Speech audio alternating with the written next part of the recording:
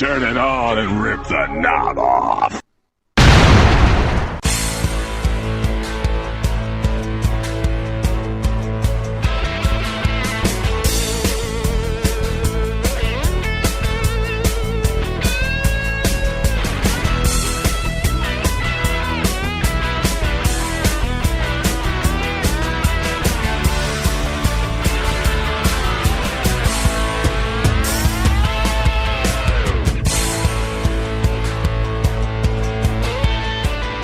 Hey guys, welcome back to the Wrestling Memory Grenade. We're now in December. I'm your host, Ray Russell. Joining me, Steve Ekstat, once again. Steve, I wanted to say what episode number it was, but I was looking down at my notes and I saw 17 and I thought, that can't be right. Are we really already on episode 17? But no, we really are, I guess. Wow. Time flies when you're having fun, man.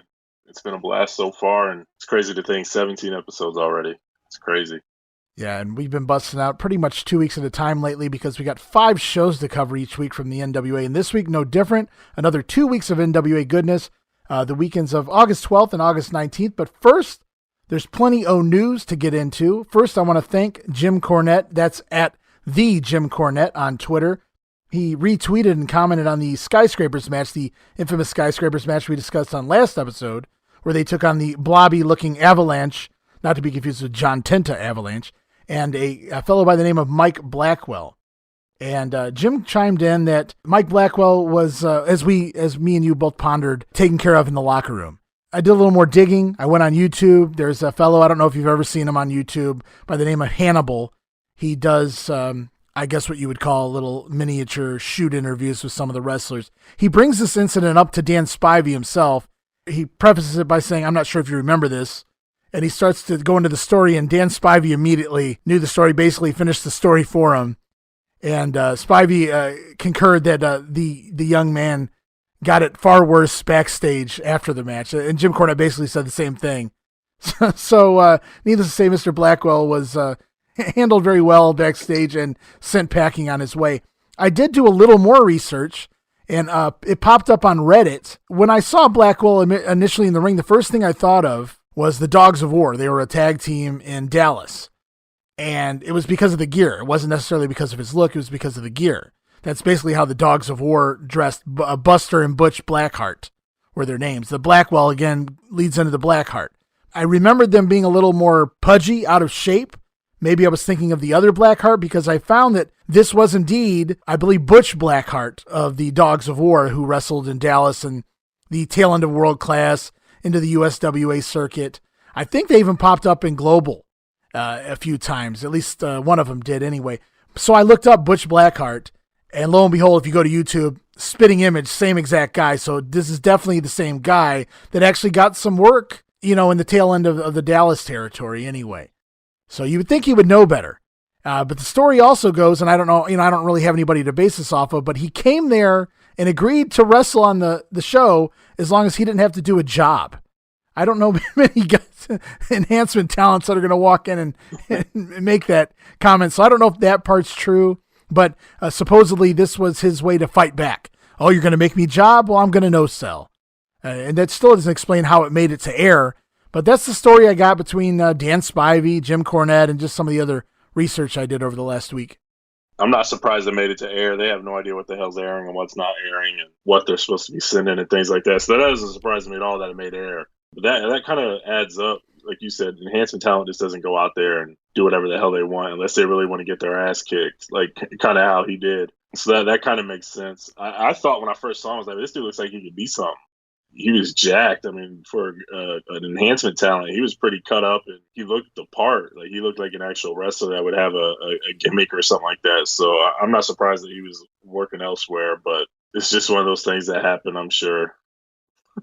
And Missy lived to tell about it, right? Yeah, he made it out of there alive. I mean, the guy looks like a legit biker. I guess what threw me off was, when I first saw that was that was the first thing that came to my mind, because if you ever watch any of that footage from Dallas, that's how the Dogs of War dressed.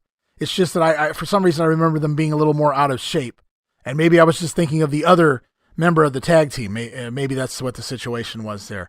But yeah, so it was cool. Did a little digging, got a lot of information there. So thank you once again for the second time now to Jim Cornette, who has retweeted us and giving us a little more insight into 1989 NWA. I appreciate it. I mean, it's always good. It's always cool to hear these stories. I think that's one of the things that we sought out to have happen with the Grenade is not necessarily just talk about what we see on TV, but uncover facts and truths and things like that happened at this time. So pretty cool that we're able to do that. Yeah, and so just to reiterate, Dan Spivey said that the young man got it far worse in the locker room afterwards. So he got his comeuppance. You can only imagine. I also posted a quick video online of Missy Hyatt getting sprayed, and you can insert your own jokes there, getting sprayed or misted for the second time by the Great Muta, which I thought was far more, I loved the way he did it. You really weren't expecting it whatsoever when he grabs Missy as she's standing on the apron and he pulls her back and just misses her right in the face. If you guys are wondering what I'm talking about, the video is on our Twitter account @WrestlingGrenade. I tweeted it to Missy. I included her in there and Mr. Muta as well. The Great Muta has liked some of our tweets in the past involving himself, but he's not really one to interact. I'm guessing maybe a barrier there in the language. But Missy Hyatt is one to definitely get back to us. She's gotten back to us a few times now.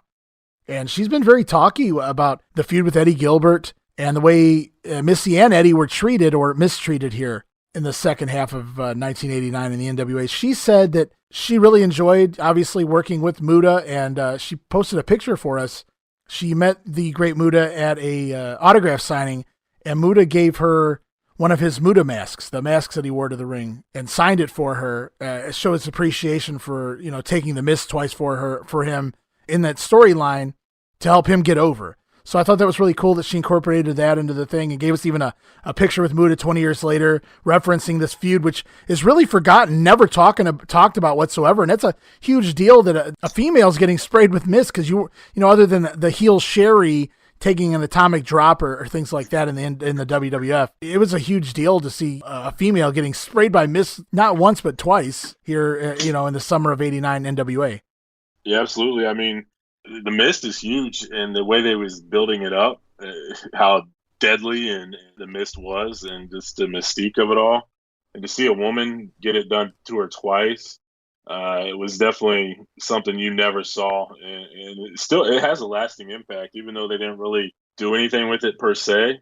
Just seeing it and talking about it just makes you realize, man, that's huge, and it really did help Muta. I mean, he's crazy; he'll do it to anybody. He doesn't care.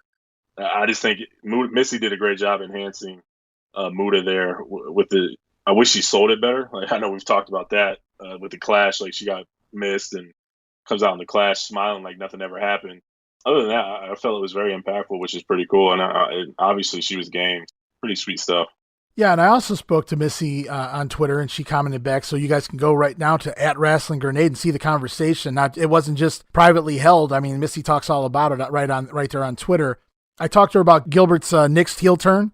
It looked like he was heading to turn on Sting there at Great American Bash, and then they just kind of nipped it in the bud and forgot all about it. And Missy basically blamed it all on politics, booking politics. Some of the guys, on the booking committee, I'm assuming probably Jim Herd, and she kind of alluded to Ric Flair once Ric Flair took over the book, which makes sense if you see what happens to Gilbert and Missy once Ric Flair takes over the book. But yeah, she blames that there. She also thought, and I think most wrestlers think this, that their storyline ended abruptly. She felt like Gilbert could have got more legs against Muta here, and them doing these angles here in August, it should have continued. Certainly at least to the next Clash of the Champions. Unfortunately, it just seems to disappear, go away. But she thought it should continue for a while. Then, the blow-off being Gilbert jobbing to Muta, set Muta up for Sting later in the fall. And then she did what we both have done in the past. She shit all over the Iron Man tournament idea. So that was pretty cool too. She was basically fantasy booking the rest of the year. Missy's, she doesn't get the credit she deserves in her knowledge and her memory in the history of the business and just her mind. So it was really fascinating to talk with Missy back and forth, just that little bit there. Yeah, I think I mentioned it earlier. I mean, she cares about the business. She was a fan. That's how she got into the business. Well, she got into the business after the business got into her.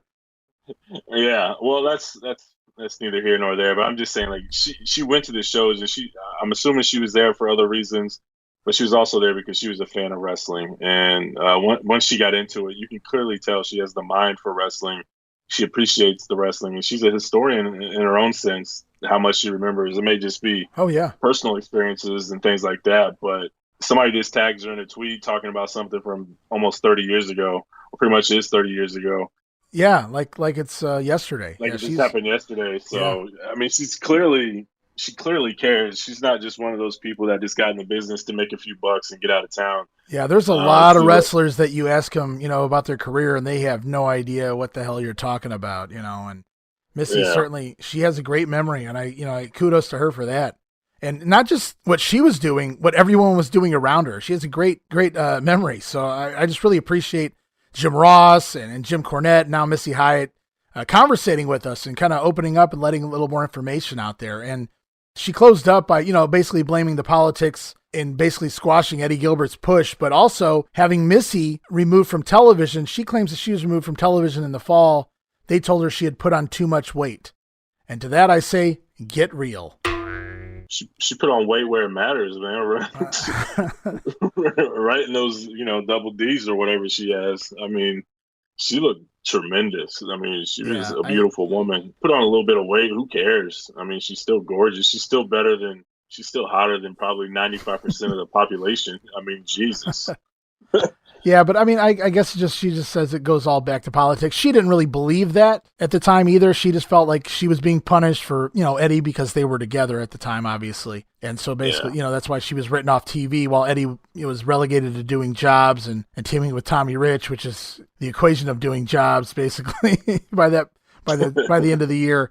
So that's where we are as far as, speaking with everyone this week. I just really appreciate all the great fans or listeners now, too, that have been writing in, asking these questions, communicating in the conversations with Missy and Jim Cornette. They're really appreciating this, too. So it's not just me and you. It's the world that gets to read this and gets to learn from it. So that's the really cool part. Yeah, I agree 100%, man. You can never know too much or too little. I mean, if you want to learn, it's out there. You just got to know who to talk to. And hopefully we could be that bridge to some people learning something they never heard of or never knew about. And I think that's what we're doing here with the Grenade.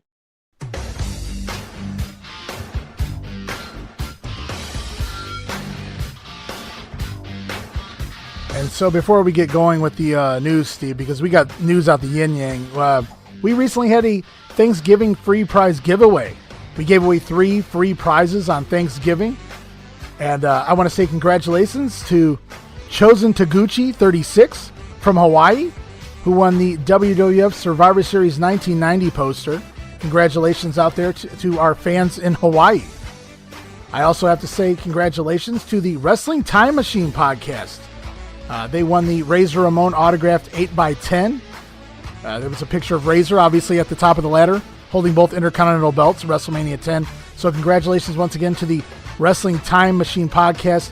They are at WRESTLTIMMACH. And I'm only saying that once. But the Wrestling Time Machine, you guys can find them also on Twitter. And last but not least, the Ken Patera McDonald's pack.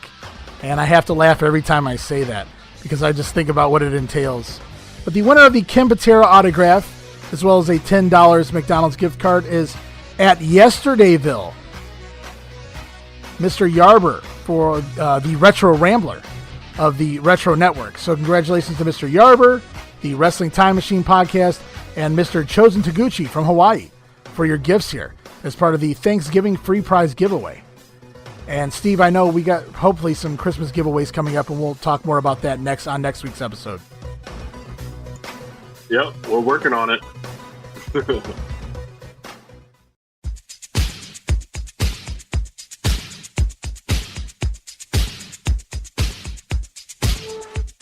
The Wrestling Memory Grenade is proud to announce the launch of WrestleCopia brand and the WrestleCopia Podcast Network, which you can find over at www.wrestlecopia.com. That's WrestleCopia.com, WrestleCopia.com.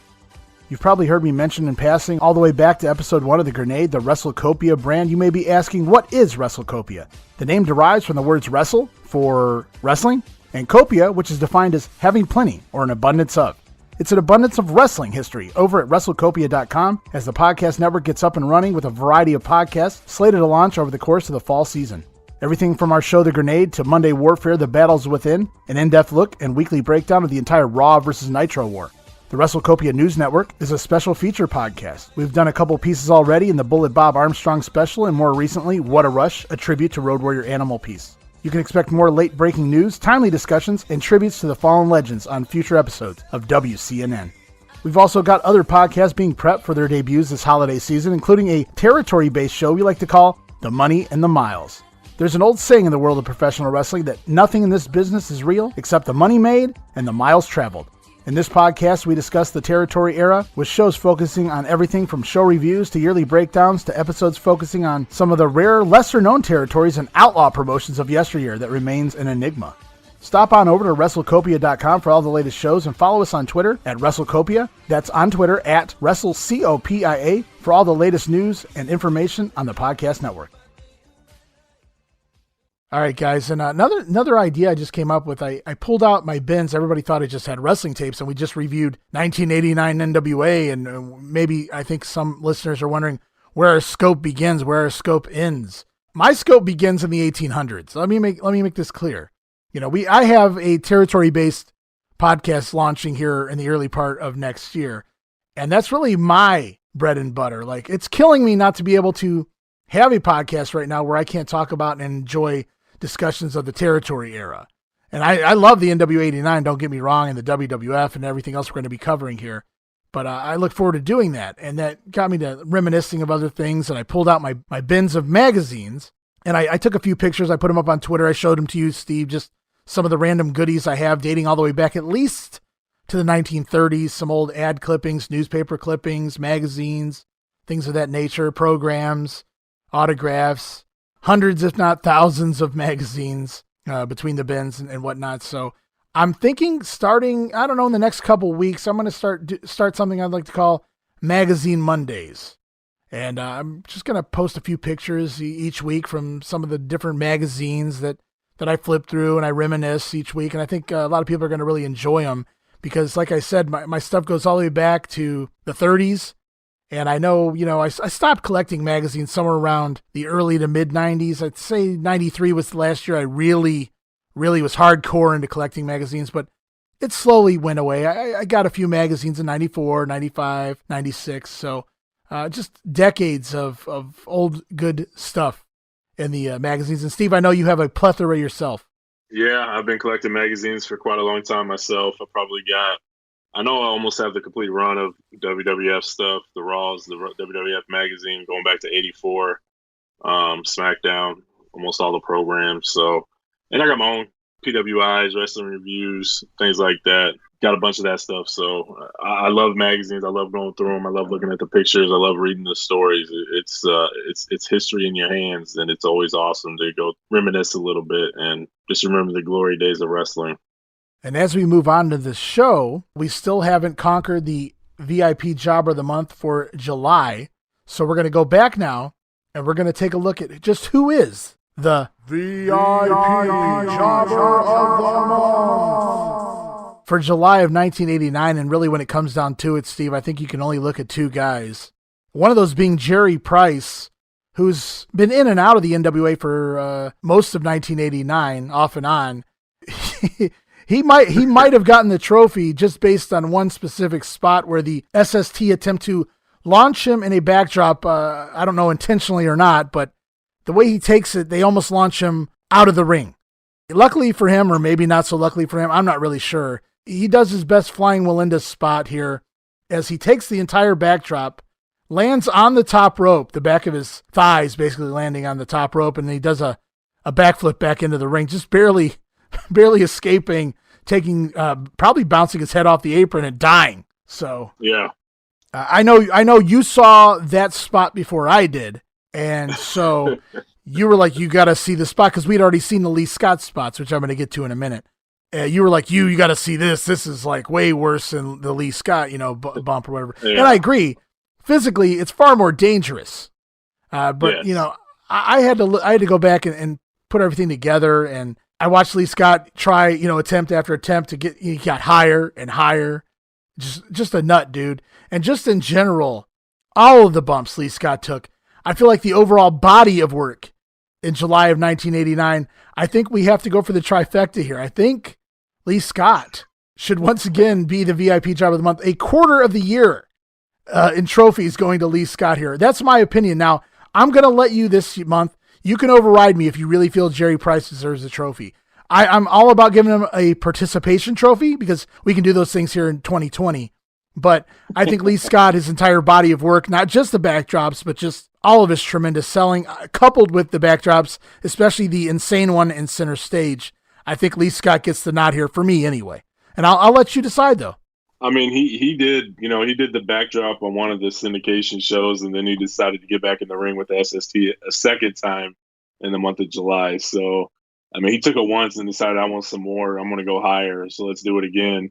So in that sense, I definitely agree with you. He should be Jobber of the Month, but I'm with you 100%, man. Jerry Price should get a participation trophy. I almost feel inclined to do a draw here.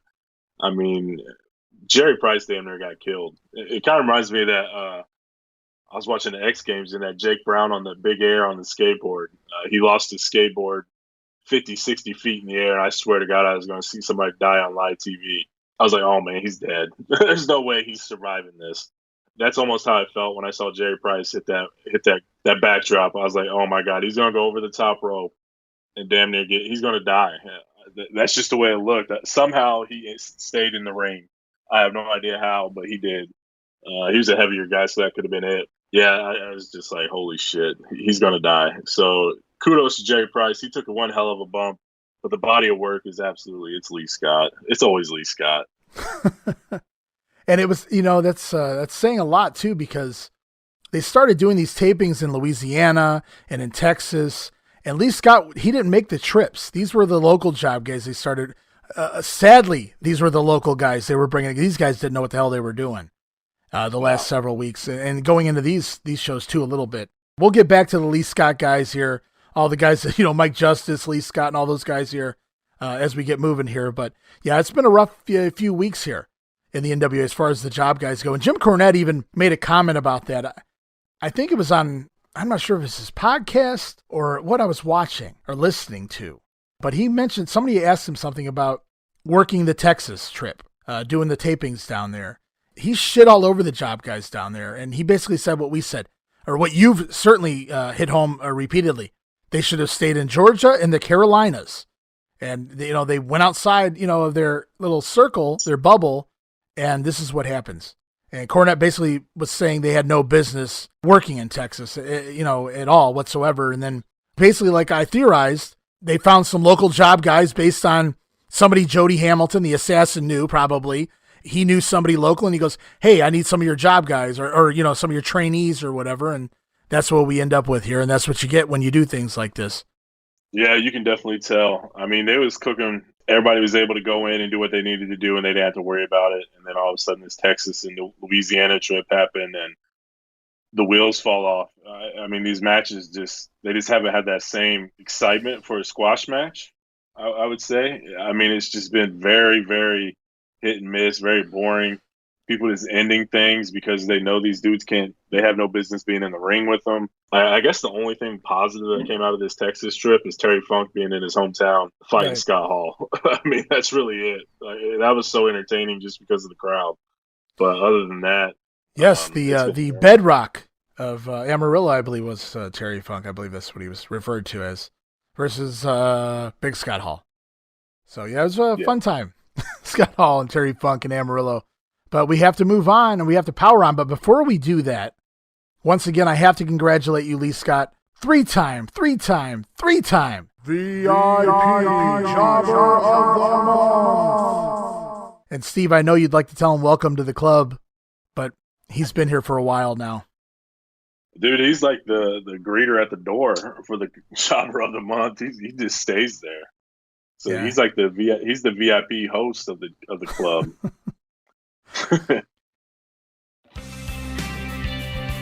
On behalf of the Wrestling Memory Grenade and the WrestleCopia brand, we are proud to announce our very own Patreon account.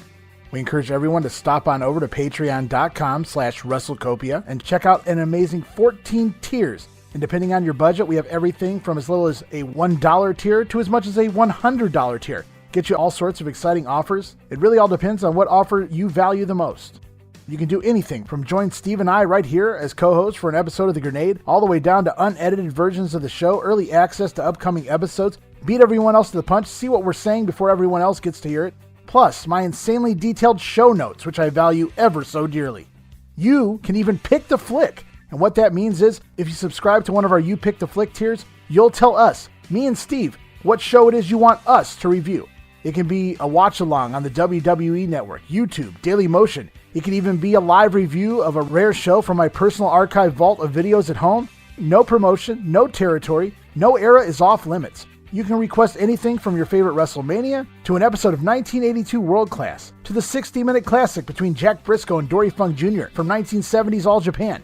Hell, if you want to put us through the misery, we'll even pull a Mystery Science Theater over here and watch Hell Comes to Frogtown starring Roddy Piper. You tell us what you want us to review, and we'll do our own little watch-along and do our best to entertain you guys and give you guys insight in the process. And it doesn't end there. There's a $5 tier, a Power Patron tier. All you have to do is subscribe $5 to our Patreon account, where you, as the Patreon, get exclusive access to the Power Hour podcast that we release anywhere from 2 to 4 times per month, with the potential for bonus episodes being added at any given time. It's unfiltered, uncensored, unedited. We say whatever we think, whatever we feel on just about any topic. We'll answer your questions, review recent pay-per-views. There's even a little segment we like to call Things Meltzer Said, where we pick apart and debate things Meltzer said. All of that, plus other random questions, opinions, and stories are shared here on the exclusive Power Hour podcast. Or, for only $2 more, you can subscribe to the $7 tier, the All Access tier, where for $2 more, not only do you gain access to the Power Hour podcast and everything on every lower tier, but you'll also have complete access to our entire full library of random show reviews and watch-alongs we've done and continue to do as a side project. We review everything from the Flair Steamboat 2 out of 3 fall match from Class 6, all the way down to the Halloween 1985 edition of Saturday Night's Main Event. It's a proverbial hodgepodge of randomness, as you never know what we'll review next. And it's exclusive to the All Access tier or any of the higher tiers over at patreon.com/WrestleCopia. Check it out now. That address again is patreon.com/WrestleCopia. That's Wrestle C-O-P-I-A.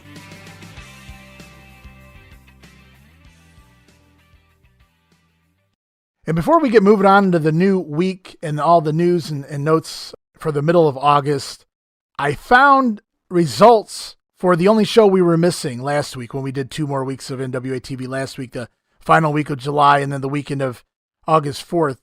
The only show we were missing was NWA Pro from those 2 weeks, and that was for August 5th, 1989, hosted by Caudle and Lance Russell. I did find complete results, detailed results online, so I do know this footage has to be out there somewhere. So if any of you guys have NWA Pro for August 5th, 1989, please contact us, DM us, share the video. We'd love to get a look at this. Some interesting stuff on the show. I'm just going to run down the results very fast here. Show kicks off with comments from referee Nick Patrick on the rules of the scientific wrestling match later. It's match number 1 in the series of a potential 3 between Mike Rotunda and Dr. Death. Nick Patrick states that the first man to break the rules would lose. So that's how it's basically given to us initially, is that you're telling me this match just continues until somebody cheats? There's no other way to win? That's how it's explained here anyway in week 1. Now, as far as the action goes, it's the Steiners over Avalanche, so Avalanche returned, but you notice Mike Blackwell did not. So the Steiners over Avalanche and Colin Orsak, who was also pretty rough job guy. Dr. Death had to take it home with him in under a minute because that guy didn't know what he was doing last week. That match didn't even go 2 minutes. Rick Steiner over Orsak with the overhead belly-to-belly. Brian Pillman over Jack Victory in 5 minutes with the crossbody off the top after Shane Douglas came to ringside and tripped up Victory. Obviously, the dudes and the New Zealand Militia are, for some odd reason, in a feud at the moment. The Midnight Express over Alex Porto and JD Meadows in just 1 minute and 13 seconds after a double goozle on Meadows, and I haven't seen them utilize that move here in 89 yet, so I'm wondering if that's accurate. The SST over the Rich Cousins, Johnny and Davey Rich, in just 2 minutes. Fatu with the splash on Davey Rich. The SkyScrapers defeat the Ding Dongs in 1.5 minutes with Dan Spivey scoring the pin with a double-team powerbomb on maybe Big Dong, if Paulie Dangerously was commentating anyway. Now, that's not the last time the SkyScrapers take on the Ding Dongs, but it was the first time, and I've never actually seen that match, I'd be interested. Minute and a half squash. And then the episode of Pro concluded with match number 1 in the Scientific Wrestling Best of 3 series. Mike Rotunda defeated Dr. Death Steve Williams by disqualification in about 6.5 minutes when Dr. Death nailed Rotunda right in front of the referee with a closed fist. And we actually get to see like a 10-second clip of that as they go into match 2 or 3 here later on as we're discussing the next 2 weeks of TV. But it's Rotunda up 1-0 after last week's match. And it's quite funny, the clip, because usually in a situation like this, when a heel's taunting the face and the face clenches his fist, he so badly wants to hit that heel, but he knows he can't. And so eventually he doesn't. And it's really funny here because Rotunda kind of mugs at Dr. Death, mocks him, "You can't hit me." And Dr. Death just clocks him right in the face. And it made me laugh. I enjoyed it. So it's a little bit different. And it was very Dr. Death-ish. So I enjoyed it anyway. And that's basically how Doc got disqualified in match number 1. Yeah, and give him credit. He's playing off the fact that, okay, I can lose the first one, but I got 2 more matches to make it up. So he knew he had 3 matches total to win. So 1 doesn't necessarily count. It's kind of like that 2 out of 3 falls match where they maybe get DQ'd and they just beat the hell out of somebody with a chair to wear them out. Like, I can give up 1, but now you just got to win the next 2, that type of deal. So it was smart, but it was pretty funny and a really cool spot. And it's definitely Doc. It's Doc in a nutshell. So we ended last week's episode with a lot of cliffhangers, 3 of them to be exact. I had to do a little research and look up some things, and I promised I'd come back this week with some answers. Well, I don't have complete answers to some of them, but I have better answers to some of them. Last week we talked about the final night of the Bash Tour, August 6th in the Omni. Dave Meltzer reported it was a sellout of 13,000 fans. Meanwhile, there's other arguing that it was 7,500 fans to this Omni card here, the final Bash Tour, final night of the Bash Tour. I did a little more research. I got a few more results. I got a few more pieces of information.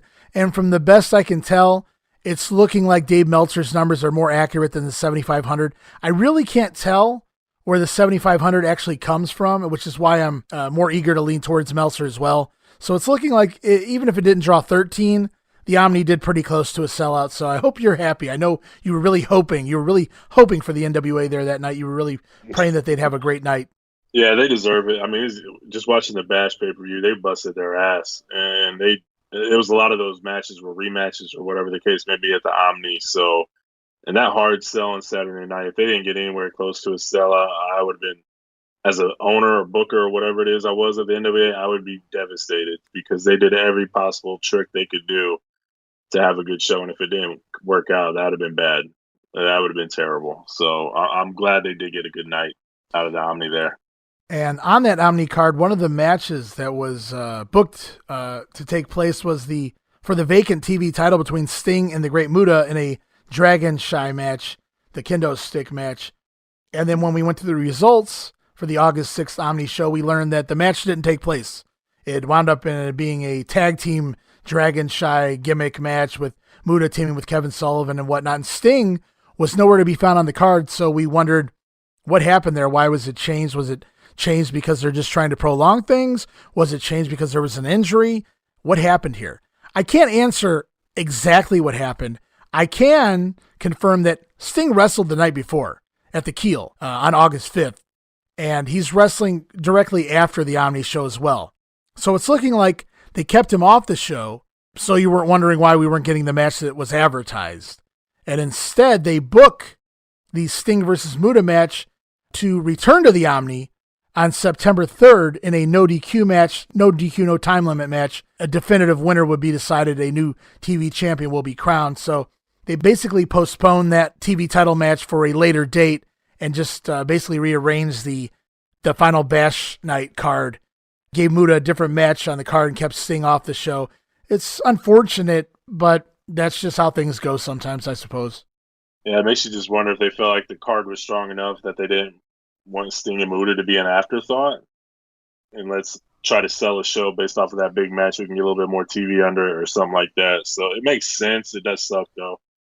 I know Meltzer has an issue with all the people, cards subject to change for really no reason. I know he bitches about that all the time, how right. Companies use that. And it kind of feels like that's what they did here.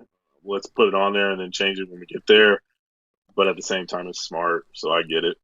Yeah, I can't complain as much here as I could. Like you said, man, that's a hell of a stacked card with Flair and Funk. And I'm not making excuses. I mean, it's still crummy when you build something up like that. But I get what they were going for here. Maybe they were looking for another month of drawing Sting and Muta. Because they did this all along the house show tour. Sting versus Muta in these vacant TV title matches that kept ending in a disqualification. So it remained vacant, and they did that from house show to house show. Basically, everybody got that TV title match, and then they wouldn't get a finish until the Omni here, September 3rd, upcoming. So I get what they did, and like you said, it was a pretty strong card overall.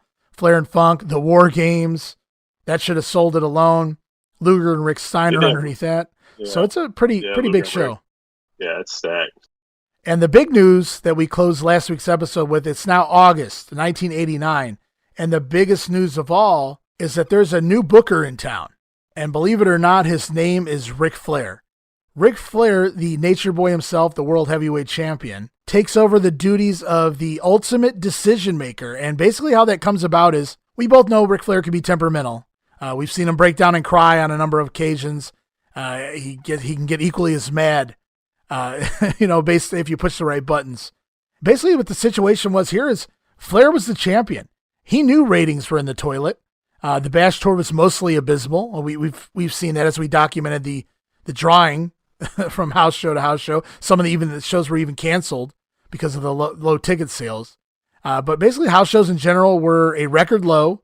Ratings were a record low. Everything was just bottomed out, which again really sucks because the talent was there, the storylines were there, everything was going well. Maybe the promotion of these shows wasn't very hot. The promotion of the house shows, the promotion of the TV wasn't the best. But outside of that, I thought, they really deserve more than they're getting right now. And so does Ric Flair. Yeah. He feels he can turn this around. And I guess the straw that broke the camel's back was, and I think this goes back, I can't pinpoint when it was, but I believe it to be, do you remember last week's episode where we closed the show with the Ric Flair and Sting versus Funk and Muta brawl around center stage? Mm-hmm. Yeah. Flair took the fight to the floor, and they kind of brawled out of the camera, and they brawled out of the lights. And I guess Jim Herd, had a snide comment that Flair overheard. Something along the lines of, multiple times world champion, you'd think this guy would know to wrestle inside the lights. Basically shitting on Ric Flair for not being professional, not understanding the production of how things are, how to stay on the camera. And I guess, Flair was probably already not happy. And sometimes it only takes, a silly comment like that to just, make somebody snap. And I guess Flair hears a comment like that. That was all it took. This is based on Jim Herd and Conrad Thompson, who was repeating Ric Flair. So both of them confirmed this is how things went down. And Flair storms off. I quit. I'm done. Fuck you. I'm leaving. I'm done. And he leaves the building, leaves the NWA. He's gone for a few minutes. Jim Herd tracks him down, finds him, wines and dines him in some big fancy lunch, and basically knows that in order to keep Ric Flair, he has to give him whatever he wants. And he agrees. Ric Flair basically says, give me the book. I want the book. I want to be the ultimate decision maker. I want to control the creative. It's still a committee, but Ric Flair is in charge. Make no mistake. There's nobody there to override him. He's the final say at this point. And that's basically how it goes down, is that Ric Flair it took one last comment, and then just with everything else going wrong in the NWA, Flair had it. He'd already wanted to try to take over the book and see if he could turn things around. He felt he could do a better job than whatever was going on right now. He couldn't do any worse as far as ratings go anyway. And it took that tantrum, and he got what he wanted out of it, and he takes over the book here. Ric Flair, the ultimate decision maker, so to speak. Yeah, from when I went through 89, I remember it picking up really, really, really hot towards the end of the year, and I'm assuming that's when Flair took over. And you can just assume, based off of everything that he did, that he knew he obviously has a great mind for the business, and he knows what the NWA fan wants, probably better than anybody. I mean, he's always had that crowd in the palm of his hand. Hell, he probably still does today. He's put enough of them in the building. He can go out there and cut a promo at 85 or however old he is, saying he's gonna steal your woman and all that shit, and it would still get a pop. I feel like this is the opportunity that he needed, And like you said, it couldn't get any worse than what was already happening. It just this Jim Herd guy. Like he doesn't do a lot, but the things that he does do or makes decisions on, he clearly doesn't know what he's doing or has any business being in that position. And I know it becomes a bigger issue later on and not necessarily right now, but the writing's on the wall already for me. You can just clearly tell this is not going to work out with him. So it's unfortunate it took as long as it did to get him out of there. I'm intrigued to see this again, see how it turns out, but it's pretty cool. It's something different, and I mean, what else can you say? It's Ric Flair writing his own wrestling. It's going to work out. Not that I need to promote it or anything, but I really do recommend anybody who has the extra cash. Not only should you head over to our Patreon at patreon.com/WrestleCopia, listen to the Power Hour podcast, listen to all of our watch-alongs in the watch-along series, but Conrad Thompson did a interview with Jim Herd recently, and that's where I got some of this information from. It was very eye-opening. He squashes some of the rumors, and they make sense. It's a very humble man. I believe he's 88 years old now, so it's a little bit of a slow grind to get some answers out of him. He has a good memory, don't get me wrong, for his age. It's just, when you get to be that age, you kind of talk a little slower. It's also Conrad doing the questioning, so he has his series of questions that interest him, and that's basically what we're going to get answers to there. It's maybe not everything I would have asked Jim Herd, but it's enough that it's intriguing. And I thought it was well enough. I know Jim Ross put it over pretty good. Jim Ross really enjoyed it anyway. I thought it was okay. I would have liked to have heard a little more, but I think it went something like, an hour and 45 minutes or something like that, if I'm not mistaken. So at that age, I'm sure that's probably about as much as we were going to get at that point in time, but just good stuff. And part of it was, this story. This was the story. And Conrad tells Ric Flair's side of the story to kick it off. And Jim Herd basically just goes, yep, that's exactly what happened. I sure did. I took him out to, I think he named maybe even the restaurant. I don't remember, but Jim Herd basically just agreed. So there wasn't like two sides of the story that were conflicting.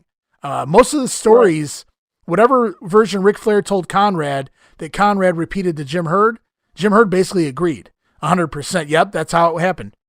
Now, no matter who looked like the asshole at the end of the story, that's how it happened. So not a lot of conflict there, which was really cool. It's true at that point. If he's probably just getting that information right then, and he's like, yeah, that's how it went down. I mean, that's how it went down. And I will say, I know Meltzer had a big issue with Ric Flair. I don't know if it was a big issue. I just remember reading it that he was concerned with Ric Flair having the book because of what the Ric Flair character has to be as far as the world champion. He has a lifestyle to uptake to keep up with. He has promos, advertisements, everything that he has to do with being the NWA World Champion doesn't give you a lot of time to focus on writing TV and doing house show bookings and things like that. It's too much for one person to handle, and especially when Ric Flair is Ric Flair. I mean, he's one of those guys that he has a reputation to uphold, and how do you split that time? So the burnout and things like that is kind of really the only thing you have to worry about here with him taking over the book. And there's more news going on in the NWA. It's the next wave of talent coming into the company, and some of the supplemental talent, pretty high-end job guys, jobber to the stars, if you will. First, it's going to be the State Patrol, the team of Sergeant Buddy Lee Parker and Lieutenant James Earl Wright. James Earl Wright had been in Georgia Championship Wrestling and even on Crockett on TBS in years past as Dale Veazey. He really stuck out because he was probably one of the job guys that actually took the medicine in the ass, if you will, the old steroid shot. He was a pretty jacked up job guy, was Dale Veazey, and he returns here in the next week or so. Buddy Lee Parker, you guys might know, is Dwayne Bruce, the guy who almost died from a press slam to the floor from Sid Vicious. So I guess this is their reward for damn near dying. Yes, absolutely. Well, thanks. You didn't sue us, so we'll give you a gimmick. You can get a gimmick. Like the WWF has the Brooklyn Brawler. Now we have the State Patrol. Is basically what goes on here with this. But they do get a few wins here early on in their NWA career. Yeah, James Earl Wright looks pretty awesome. You can tell he's on the gas, but he looks pretty good. Yeah, he'd been around the block for quite a few years by this point too. I mean, he'd been a job guy for a long time, but in the lower end territories, the southern territories that were, starting to fade away, he would get pushes. He worked in a tag team. He knew his way around the ring. He was certainly a solid hand, to say the least. He knew what he was doing. And it's always good to bring these guys in. That way when you go to Texas and shit, you have your own jobbers. Just have them there, My goodness. Another guy heading in is the Cuban assassin, Fidel Sierra, future Barrio brother in the WCW. Had a lot of gimmicks in Portland, usually on top in Portland as the Top Gun, as a baby face. He did a lot of mask gimmicks in Portland and worked in Florida quite a bit, did a mask gimmick down there. But he's been all over for a very long time. Worked the old Mid-Atlantic tapings. If you watch go to the WWE Network, watch the 1981, 82, probably maybe even 83 TV tapings. He's all over those as David Patterson. So he's been around the block for a very long time and is about as solid as it gets as an enhancement worker. Maybe not the most entertaining, but when you get him in the ring, you know he knows what he's doing anyway. Some of the bigger names headed in are Oliver Humperdinck, headed back to the NWA. We haven't seen him since Bigelow left in the beginning of the year. Oliver Humperdinck reportedly coming back in to take over Paul E's job as manager of the SST. It appeared, based on some of the stuff we've been watching, that the SST, they're no doubt they're getting ready to split from Paul E dangerously, but it almost felt like they might have been teasing a babyface turn for the SST here, but it's just not to be with a gimmick like this. So Humperdinck rumored to be coming in to manage the SST. We learned that Tom Zink was on his way in. He'll be in by September, which is true. The initial plan was for him to come in under a mask as Mr. Z, but they dropped that gimmick and he'll be coming in again instead as the Z-Man. What do you think about Mr. Z? How do you think that would have got over? It sounds terrible. I'm assuming somebody thought this was a good idea, and then they looked at Tom Zink and that dude has a decent looking face. There's no need to put it under a mask. I mean, that's going to attract the women. Yeah, that was confusing. Things like that. So they probably thought otherwise, and it's probably a good idea. I'm not a huge fan of Tom Zink, but he was solid. I mean, he wasn't terrible at all in the ring. No, I actually was as a kid, I was a huge fan of Tom Zink in the WCW. I didn't really care for the Can-Am Connection, even though they were more over seemingly than Strikeforce. I still can't explain that. But I was a big fan of Tom Zink in 89, 90, 91, honestly, all the way into 92, working with Pillman at Super Brawl. Yeah, I was just always a Z-Man fan, except for that little run with Johnny Gunn. That didn't work so well with me, but that was later on in the Bill Watts era. So yeah, the Z-Man's coming in. That's always a good hand to have on your show. Brad Armstrong on his way in, and I don't know, I think he's in and out quite a bit here. He's not full-time, I don't think, yet in 89. But I do know he's coming in. He's going to wrestle Ric Flair. He's going to work some other pretty cool names early on in his return to the NWA. So always good to have Brad Armstrong on your roster. Yeah, I agree with that. I mean, he's definitely entertaining, and he's a great hand. He knows how to work. You don't have to worry about him at all. It's one of those things that the less worries you have, the better off you are, and he's definitely going to help that. Yeah, from this era, easily one of my top 5 guys to watch. Him, Barry Windham, guys like that just were so flawless and so natural in the ring. He was smooth like butter, man. Love me some Brad Armstrong, always did. And lastly, reportedly coming in is Dick Slater, and we know that to be true as well. He'll be coming in as part of the JTEX Corporation. Spoiler alert, you guys don't know what JTEX is yet, or at least if you didn't know much about 89 to begin with, you don't know what JTEX is yet. We'll be getting to that very soon, but Dick Slater coming in, basically he's going to be managed by Gary Hart. Basically, Dick Slater just a Terry Funk ripoff at this point in his career. Slater early on was an amazing wrestler and just a hell of a talent. I really enjoyed me some late 70s, early mid-80s Dick Slater. Here by the end of the 80s, he's working the Terry Funk gimmick, and it's going to be interesting to see him and Terry out there together at the same time, doing basically 2 Terry Funks out there at the same time. What's better than 1 Terry Funk? 2 Terry Funks, right? Well, we'll have to wait and see about that. Yeah, we'll find out. There's a new faction coming in. They're going to rival the Four Horsemen, I believe. It's the trio of the Iron Sheik, Ron Simmons, and the Cuban Assassin. Talk about a hodgepodge of shit. Terrible. Poor Ron Simmons. And sometimes we like to play a game over on the Power Hour podcast called Things Meltzer Said. And I think we have to do that right here and right now. And we talk about narratives that Dave spins he put on things that maybe that some were truths, some were half-truths, some were complete lies. Even if he didn't realize they were lies, maybe somebody bullshitted him and, he just went with the story. And I have to call into question, I have to call bullshit, honestly, to the narrative that David put out there that Ron Simmons, and clearly some shit went down. I'm not arguing that because Simmons got taken off TV and everything, but he had turned down the idea of teaming with Butch Reed, an established former main eventer in Mid-South and Florida. He had just come off the WWF a year ago. He turned down teaming with Butch Reed, being managed by Teddy Long, who's been doing a damn fine job as a manager, at least with the SkyScrapers, maybe not so much Norman, in order to basically he quit the company or he was fired or sent home anyway because he reportedly turned this down. I'm not questioning if any of that happened. I'm just questioning how he had the capability of turning that down, but when they let him back on TV, he was okay with this. I'm not going to team with Butch Reed, and I'm not going to be managed by Teddy Long, but yeah, I'll come back and let the Iron Sheik manage me and team up with the Cuban Assassin and do jobs. Can you explain this one what are your thoughts on this whole thing? Is Dave full of shit? I mean, what's going on? I can't explain that to you. It makes absolutely no sense. I mean, Ron Simmons at this point hasn't had a break in the business, it seems like. He's been a jobber ever since he's been in the NWA this year in '89. Right. So they're coming to you and saying, hey, I'm going to give you a tag team with Butch Reed and Teddy Long. And at that point, I'm just thinking, I don't give a shit what you call me. I'll take it. It's better than what I've been doing.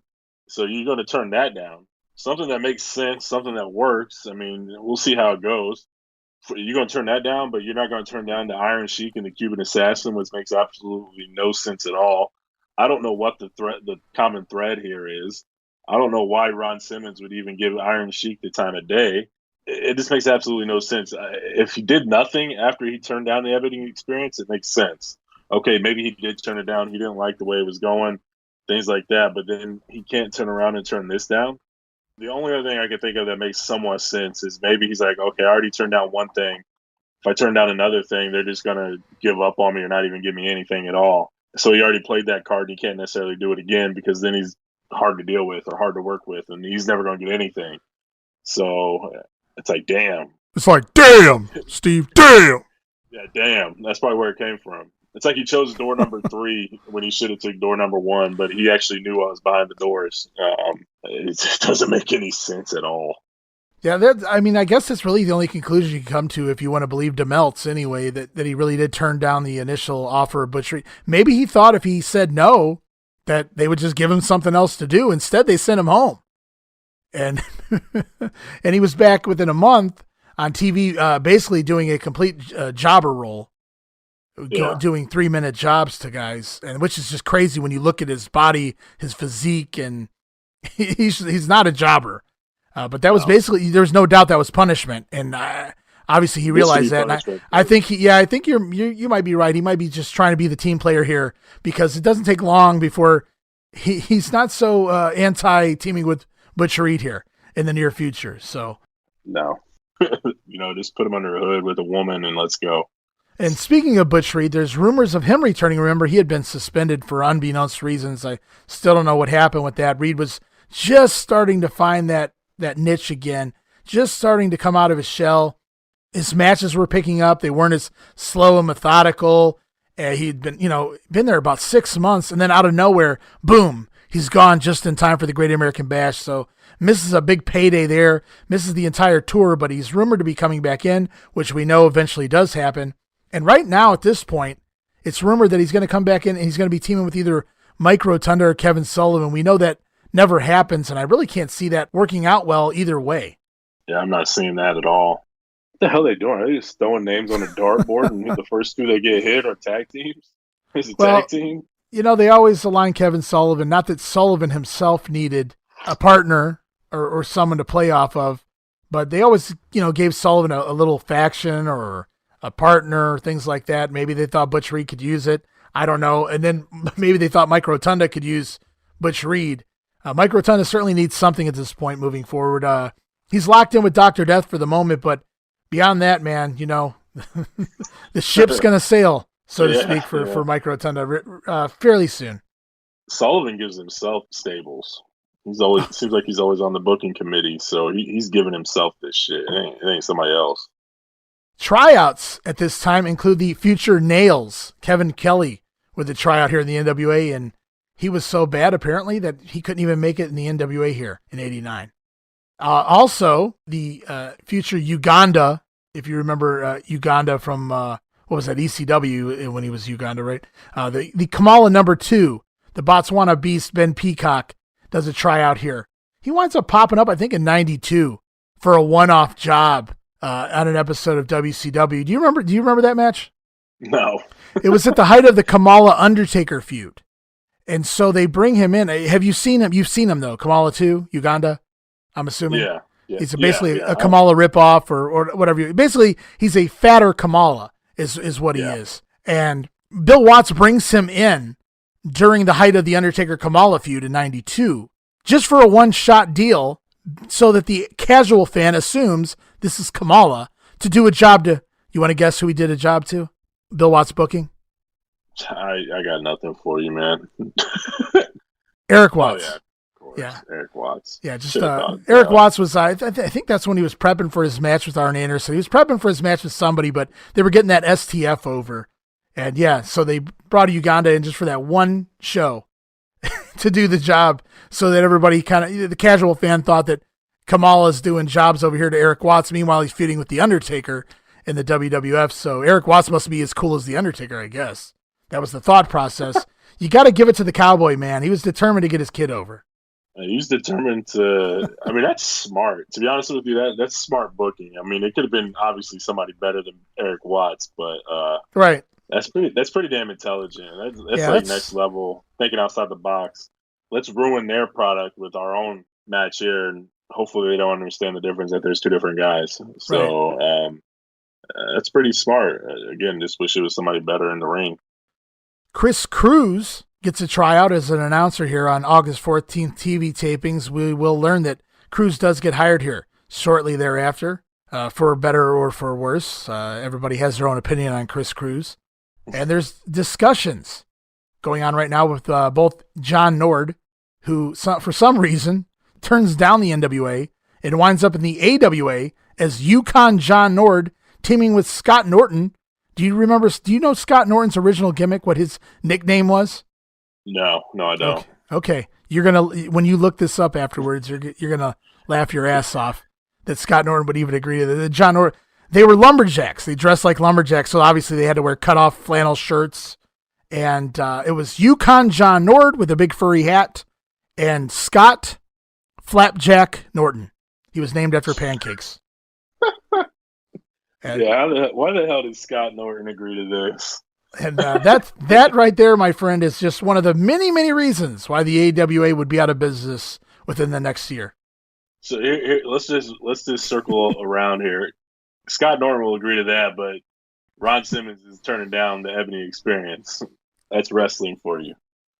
Yeah, I'm just assuming that AWA was in Norton's hometown, so he didn't have to go very far. He probably got a cush deal he was a rookie. I mean, he'd been arm wrestling champion and certainly one of the strongest guys around, but he hadn't done nothing in wrestling. And so I guess you got to start somewhere. And yeah, Scott Flapjack Norton, I suppose. But yeah, discussions with John Nord and the future Berserker also, for those curious. And then also discussions going on right now with Nikita Koloff. Obviously, both of these fall through. Nikita, we won't see back in the NWA for at least till 1991. And John Nord doesn't pop up until the tail end of the 90s when he's wearing those awesome T-shirts with random sayings on them. I loved them as he came out on those syndicated shows, and you had to read the beginning of the story in the front of his shirt and then read the punchline on the back. Excellent gimmick by John Nord following the Berserker. That's a story for a different day, but I always was a fan of John Nord because he never took the business seriously. He was like a big kid. He didn't give a shit. If you fired him, he didn't give a shit. If you threatened him you were going to fire him, he'd purposely do whatever the hell you told him not to do. That's why he didn't stick around too long anywhere or get pushed to the highest level, because you couldn't trust him to follow orders. And it wasn't because he was like an ass and he was a dickhead. It's just he didn't care. This was fun. That's all it was, because He could go back to Minnesota and work at his family's car dealership, so which is what he did. So he didn't really care. He had that to fall back on, and so he just always was just out there to have fun and beat people up. Good old John Nord. He was awesome. Ding dong, the ding dongs are done. Cleveland, Ohio, August 15th TV taping. We haven't got to the match yet, but just know that the ding dongs are done. They are murdered and they are neutered at the Cleveland, Ohio taping on August 15th, and I can't wait to get to that match. That's going to be in a later episode of The Grenade as they take on the SkyScrapers one more time and for the final time. Good shit. And so we've been dealing with Tommy Edwards as the director, producer, whatever, the head of the cameras and whatnot. Keith Mitchell is reportedly going to come in and take over. Of course, Keith Mitchell has a lot of experience in the wrestling, handling this type of production. So things are going to change, and he's going to be coming in to take over that very, very soon here. I don't think that's a Ric Flair thing. I'm assuming that's a Jim Herd thing. Ric Flair wouldn't really have any control over something like that or probably care one way or the other, I would imagine. So we'll see. Probably we're going to have to start looking for changes in the product as far as the cameras go and things like that here in the upcoming weeks. Probably no more shots of women in the crowd. And so we're like an hour into this show because I knew there was so much news. And coupled with all of the Twitter talk and the Ric Flair story and just covering some of the stuff from the past. So we're an hour into the show and we're just now done with the news. So I'm going to change things up here, if it's okay with you, Steve. And let's do 1 week of TV this week, August 12th, the weekend of August 12th. And then we can do the 19th and the 26th. And then the 2nd and then, what would that be, the 9th? So basically, if we do the 12th, just do the 12th this week. We'll have 2 shows with 2 more weeks each. And then we move right into the Clash. That way we don't have a hybrid show where we do an hour of TV and then the Clash as well together. Is that cool with you? Or do you want to just keep rolling? That sounds good to me, man. I right. mean, when you have a lot of news like that, you want to just not just get to it. You kind of want to have the discussion. So, yeah, this is what the Grenade is, man. News and shows. We got to do them both. So, yeah, I think I got about 40 minutes into the news, and I'm looking down and I see how far we are, and I'm like, yeah, dude, that's why I didn't really want to cut the news short. I really wanted to discuss the news because I kind of made my mind up at that point that maybe we just do a week of TV and then we kill the next 2 weeks of the Grenade with 2 weeks each, which, like I said, would be the 19th and the 26th of August. And then the first 2 weeks of September would be the following episode of the Grenade. And then 3 weeks from now will be the next Clash of the Champions watch along. Yeah, I texted my friend. I was like, man, we're 50 minutes in and haven't even talked about the shows yet. So he's a fan of the Grenade. So I was giving him a little heads up there. But it's just the way it goes sometimes. But yeah, I'm all for it, man. Let's get to it. Yeah. So hello to you, Steve's friend, a fan of the show. Thanks for listening. And if you guys don't remember, this week the Power Hour is on Saturday night at 8:05. So instead of kicking things off with the Power Hour this week, we're going to kick things off with NWA Pro for August 12th, 1989. Still taped at Baton Rouge. We're finally finishing up, thank God, that Texas-Louisiana round of TV taping. So this should nip it in the bud. We should be done here, hopefully, I believe, after this episode. I'm hoping. I'm not 100% sure, but I believe so. And once again, it's Bob Caudle and Lance Russell hosting. Show kicks off with New Zealand Militia taking on the Dynamic Dudes. Match is very, very short. Dudes dominate most of the couple minutes that the match goes on. Shane Douglas finally makes a tag to Johnny Ace. Ace comes in with an O'Connor roll on Rip Morgan into the ropes. And Jack Victory busts Johnny Ace in the jaw with the canteen. And believe it or not, the New Zealand Militia beat the Dynamic Dudes in 2 minutes and 36 seconds. And this entire match was put together to write Johnny Ace off of TV. They sell it as the canteen shot to the face is what fractured Johnny Ace's jaw. In fact, we talked about that during the watch-along, the Great American Bash watch-along. Ace actually had already had the jaw injury going in to the pay-per-view. So this was just a way on TV to write him out for a few weeks to sell the broken jaw. I just hate the fact that they used the New Zealand Militia to get this over. I mean, but it is the Dynamic Dudes, so I mean, why not waste the Militia on them? I mean, they're not going anywhere fast. So I thought it was a creative way. I mean, they've been hitting people with the canteen since they pretty much debuted, and nobody's been taken out with it, but they got him pretty snug, according to the story they're trying to tell. But yeah, it makes sense. It's easy, like you said, easy way to get Ace off the TV there for a couple weeks to heal. Yeah, I don't understand the logic of incorporating the militia into this. They're not really being pushed at this point, or maybe they are now, but they weren't prior to this. So I just think it would have made more sense if they just had Sid and Dan Spivey beat the living snot out of them for 2 minutes. That would have been far more entertaining for me anyway. I'm with you there. We get a promo from Mike Rotunda, and those are never entertaining. He says Dr. Death wanted the 2 out of 3 falls scenario in their scientific wrestling battle. Mike Rotunda already has 1 victory. That was the disqualification we talked about earlier. And he'll get his second one today here on the Pro, a clean sweep over Doc. He blames Dr. Death for costing them the World Tag Team titles earlier in the year. He said that the Doc took money out of Mike Rotunda's pocket. And Captain Mike is better than Dr. Death as a scientific wrestler. So Mike says he's better than Dr. Death in the ring. And now he just needs to get that promo work down, I guess. But yeah, do you think Mike's going to take 2 in a row? This is 2 out of 3 series. I mean, are we serious here? I think everybody's expecting Doc to win this one. Yeah, everybody knows this is going 3. So it kind of takes away some of that excitement to see the match. I was curious to see how they got there because remember, we got a DQ in the first match. So the finish of this one's very, very interesting when we get to it. It's something. It's definitely something. Lex Luger promo time. He's not just the U.S. champion. He's now the number 1 contender with Steamboat gone out of the company. Luger says he will take on all challengers. He name drops the Steiners, Tommy Rich. He runs down Tommy Rich as a hillbilly, essentially. And Lex says he's numero uno, baby. Yeah, he's switching it up a little bit. I mean, he got what he wanted. He wanted to be the number 1 contender. He's already the U.S. champion. So Lex Luger is happy with the way things are right now. I don't know if this ring announcer is going into business for himself, but the next match sees Norman the Lunatic taking on Flying Brian, and the ring announcer announces Norman as being from the Teddy Long Connection. So I'm hoping that was just a ring announcer going into business for himself, and that wasn't an actual idea had by the booking committee, the Teddy Long Connection. Yeah, that's terrible. You got to do better than that if you're going to give somebody a name. Like you mentioned earlier, the JTEX Corporation, I really like that name. It sounds like something that you would hear in an action movie, like he works for the JTEX Corporation or something like that, the head honcho type guy. Yeah, the Teddy Long Connection, that just sounds terrible. So we get Norman taking on Brian Pillman, 2 standouts in Calgary Stampede Wrestling. Norman had tremendous matches with Owen Hart. I think you can find a few of them online. I think Meltzer's even credited him as being potential match of the year type candidates. I've seen a couple of them. I thought they were really well. Obviously, Owen did a lot of the work, but Norman as Muck and Sing there in Stampede was really, really good. Very fast for his size, and they were really good matches. And Brian Pillman, obviously, I don't even have to mention why he stands out here in this match with Norman the Lunatic. In fact, he basically replaces Owen Hart's spot almost identically as far as ability goes anyway. Yeah, I've heard the stories of the matches between Owen and Muck and Sing. I never really seen one, but you can kind of see it here, what Norman can do when he's in there with a guy like Pillman.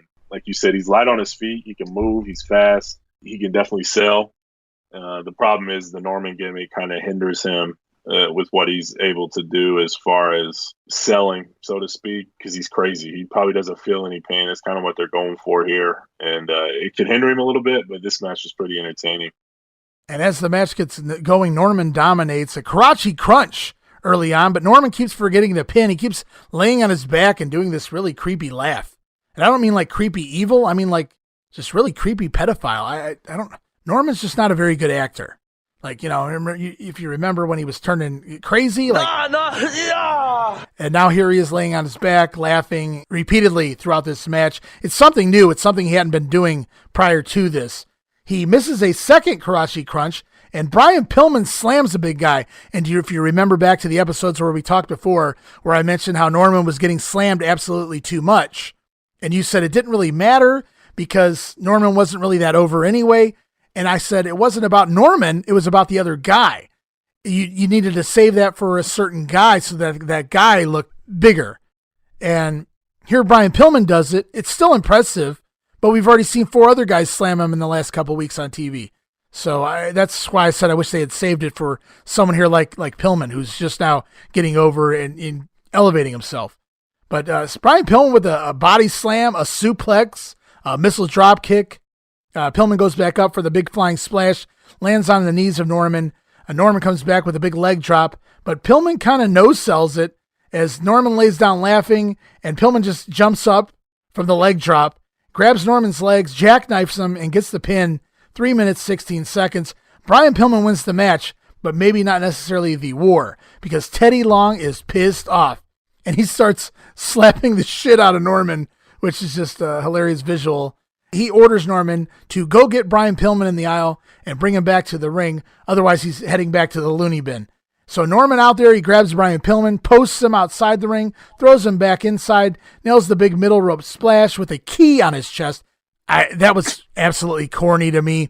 Norman goes up for the splash, and it felt like Teddy Long just ad-libbed this at the last second. He takes the key and lays it on Pillman's chest as Norman splashes Brian Pillman. I don't know what that was supposed to do, but yeah, they did that. Yeah, I didn't necessarily pick up on it right away, but then they showed the replay, and I saw him laid on his chest. And it's not like a normal key. It's a pretty big one. But yeah, man, what the hell is that going to do to anybody? It's so stupid. I thought the aftermath was better than the match itself. It gave Norman something that I felt like they should have went more towards. Maybe he does that stupid stuff during a match, and then all of a sudden he rolls outside. He can't control himself. And then maybe Teddy Long just slaps him around a couple times and snaps him into a rage where he just snaps on people. I felt like if they went that route with Norman, I felt like it could have been a lot more effective compared to what we did get. So this is what it should have been the whole time. I'm sure we see it again, similar to this, but it's not something that obviously sticks around. If you're going to do something like this, that's how it should have been. Yeah, I agree. From the beginning, Norman needed that killer instinct, and he finally has it here. It just took him this long to really break it out, and they're almost retelling the story of Norman here, as Teddy Long says, it's a new Norman, and he's going to be more aggressive going forward. So it's like they're trying to rebuild the character. We'll see if it works or not in the weeks to come, but a fun little angle as we start a Brian Pillman and Norman feud. Yeah, on paper, you probably don't want to really hear that because Pillman, I mean, he's a fast-paced guy, so I'd like to see him in there with somebody a little bit better. But I knew from when I first watched this, I knew that I've heard of the matches with him and Owen, so I knew I was looking forward to it a little bit just because of that more than anything else. We move on to our next match is the Steiner brothers with Missy Hyatt taking on the team of Ron Simmons and the Bounty Hunter. And this is what I'm talking about. Ron Simmons basically relegated to jobber status, teaming here with the Bounty Hunter. Rick Steiner tries to take Missy Hyatt's Michigan jacket off as they head to the ring to show off her tatas. So I'm really not sure what Robin Green's thinking about all of this. Rick Steiner's constantly tugging at Missy's skirt, her tops. He's wanting to be flashed. I don't know, man. He just likes boobs, I guess. Rick Steiner with some shenanigans early on in the match. Ron Simmons winds up clotheslining his own partner, the Bounty Hunter. Rick crawls around on all fours, chasing the heels around the ring. Comedy ensues because it's Rick Steiner. Scott Steiner tags in, nails the Frankensteiner mid-match on the Bounty Hunter because it's still not a finisher. Finally, we see the Iron Sheik wander down to ringside for one of what feels like at least a half a dozen times to consult Ron Simmons, which we saw this with Teddy Long and Ron Simmons just a couple of months ago. And now the Iron Sheik, they're rehashing the same exact storyline for Ron Simmons here. Yeah, it doesn't make sense, and I don't have it down for this match. But after about, I think, 2 more shows of this, I'm just thinking to myself, are we supposed to be that stupid that these guys keep on signing up to be Ron Simmons' partner, where he's just leaving him hanging? I know he did it to Ranger Ross during the tag tournament, so he gave up a shot at the tag titles to go talk to Teddy Long, and nothing ever came of it. So let's do it again with the Iron Sheik, which is even worse. So like, hey, fuck you, Steve, you no good punk jabroni. And I tell you one time. I tell Ron Simmons, I tell him, that Bounty Hunter, no good punk jabroni jobber bitch. You come, you team with the Iron Sheik, you holla motherfucker. I'm sure that's what he said. That is probably. I told a motherfuck and a fucking bitch and fucking bullshit. Son of a bitch, Hulk Hogan. Yeah, I just don't know why people are signing up to be Ron Simmons' partner at this point. I mean, he's just going to leave him hanging. Yeah, and that's what happens here. Ron Simmons winds up once again leaving with the Iron Sheik. He never even tagged into the match. In fact, I don't believe. If he did, it was really early on in the match anyway. Rick Steiner with the Steiner line and overhead belly-to-belly on the Hunter, and then tags in Brother Scott, who they screw up the rolling belly-to-belly, so Scott winds up hitting the belly-to-belly twice to get the win here in 3 minutes, 25 seconds. So, like I said, Ron Simmons reportedly turns down the Ebony Experience gimmick with Butch Reed, but he's cool with the Iron Sheik here. Yeah, Russia, he's not with me no more. It's Ron Simmons, Georgia #1. Georgia, not Russia. Georgia, Iran #1. USA, fuck you, bitches. Oh, man. Pay attention, idiot. Somebody needs to tell Sheiky that Ron Simmons lives in the United States. Right? I mean, like the whole Cuban assassin thing, that makes sense. He's Cuba, that's Castro. But, I mean, Ron Simmons? I guess he does kind of turn on the United States because he defaces them and starts waving the Ayatollah flag, which is just stupid and comical in itself, just watching it happen. Only in wrestling. Right, only in wrestling. I mean, an All-American. An All-American, yeah. Absolutely. Oh, Lord. 1989, guys. The Road Warriors in the ring. We don't see a lot of Road Warriors squashes really this entire year. They've been off TV quite a bit as far as working squash matches. They get the win here over Bob Emery and George South. Insert promo during the match from Paulie Dangerously's selling the Road Warrior versus SST cage matches on the house show loop. The Roadies have never lost a cage match is the selling point here as they go into the cage matches with the SST. A weird clothesline screw up on Emery. Did you see the finish? You remember the finish? I don't know if you took notes on this. They were looking for something where Animal hits a clothesline on Emery, but at the same time, Hawk's supposed to hit a clothesline to the back of Emery, basically sandwiching him with clotheslines, which just is awkward in itself, but they kind of screw the spot up and it looks really terrible here. And that's basically the finish. Emery doesn't really bump. They just kind of throw him down and make the cover. Match win 1 minute and 19 seconds. What did you think of the finish? It just looked ugly and very sloppy. It's not what you expect from a Road Warriors. They usually have those things dialed in and are pretty good at connecting the way it needs to be connected with, and they totally messed that one up. Did you miss a Pedicino nose right before that match? Well, I have one Pedicino nose right here in my notes. I guess I skipped the other one. The only reason I was bringing it up is because they did the fan scan gimmick that they've been starting. That's probably why I skipped it. No, go on, man. They go to a woman in the crowd, and she wants some of Lex Luger. Like, bad. Oh, she's thirsty for some Lex Luger. Oh, man. I thought it was pretty funny. But man. That was pretty much it. These fan scan things, they need to go away in a hurry. I think they do.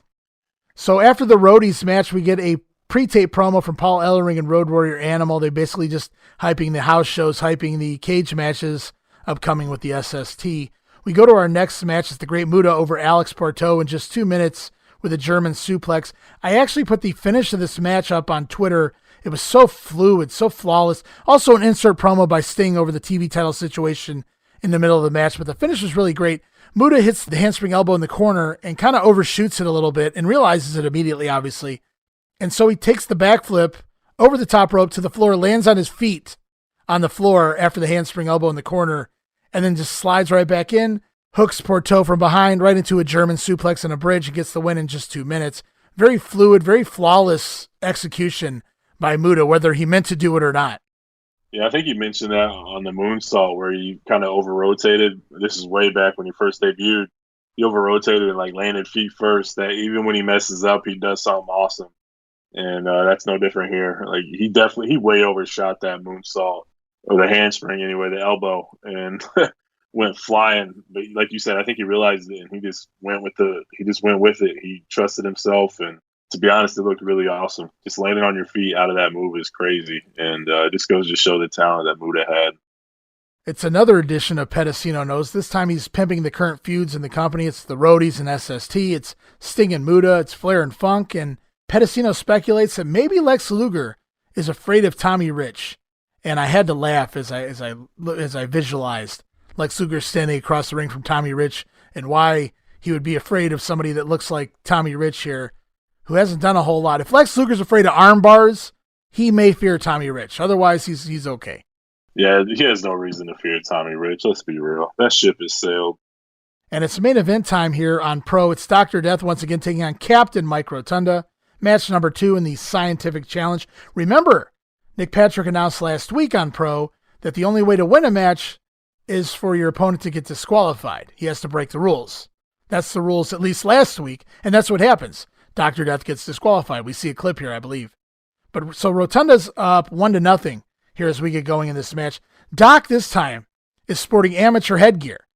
And he's doing that, the announcers say, so that he can't hear the comments Rotunda's making. Rotunda can't goad him into punching his face off again and getting disqualified. I thought that was clever, and it just looked cool to see Doc look a little different, wear the amateur headgear, kind of like Rick Steiner here. But it was just funny, the story they told, that he's wearing it so he doesn't hear the comments Rotunda's making, the bullshit that Rotunda's spewing to goad him into getting disqualified.